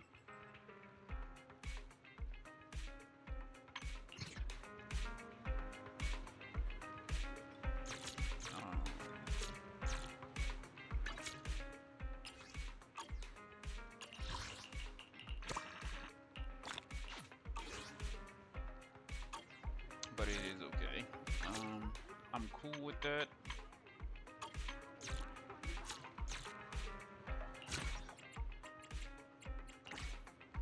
Alrighty. But yeah. That is gonna be it for tonight. I do want to thank you guys for coming out and chilling with me. As we try to continue and play Zenless and get on with the story. I didn't finish chapter 1 today, but hopefully tomorrow, if I'm not like too worn out after work and whatnot, I should be able to finish chapter 1 tomorrow and then start chapter 2. So, yeah, hoping that doesn't take too long. But yeah, thank you guys for chilling. I will catch you guys all on the next one. I appreciate you being here. Get some food, drink some water, stay hydrated, take care of yourselves and each other, and I will see you guys all on the next one. Have a good night.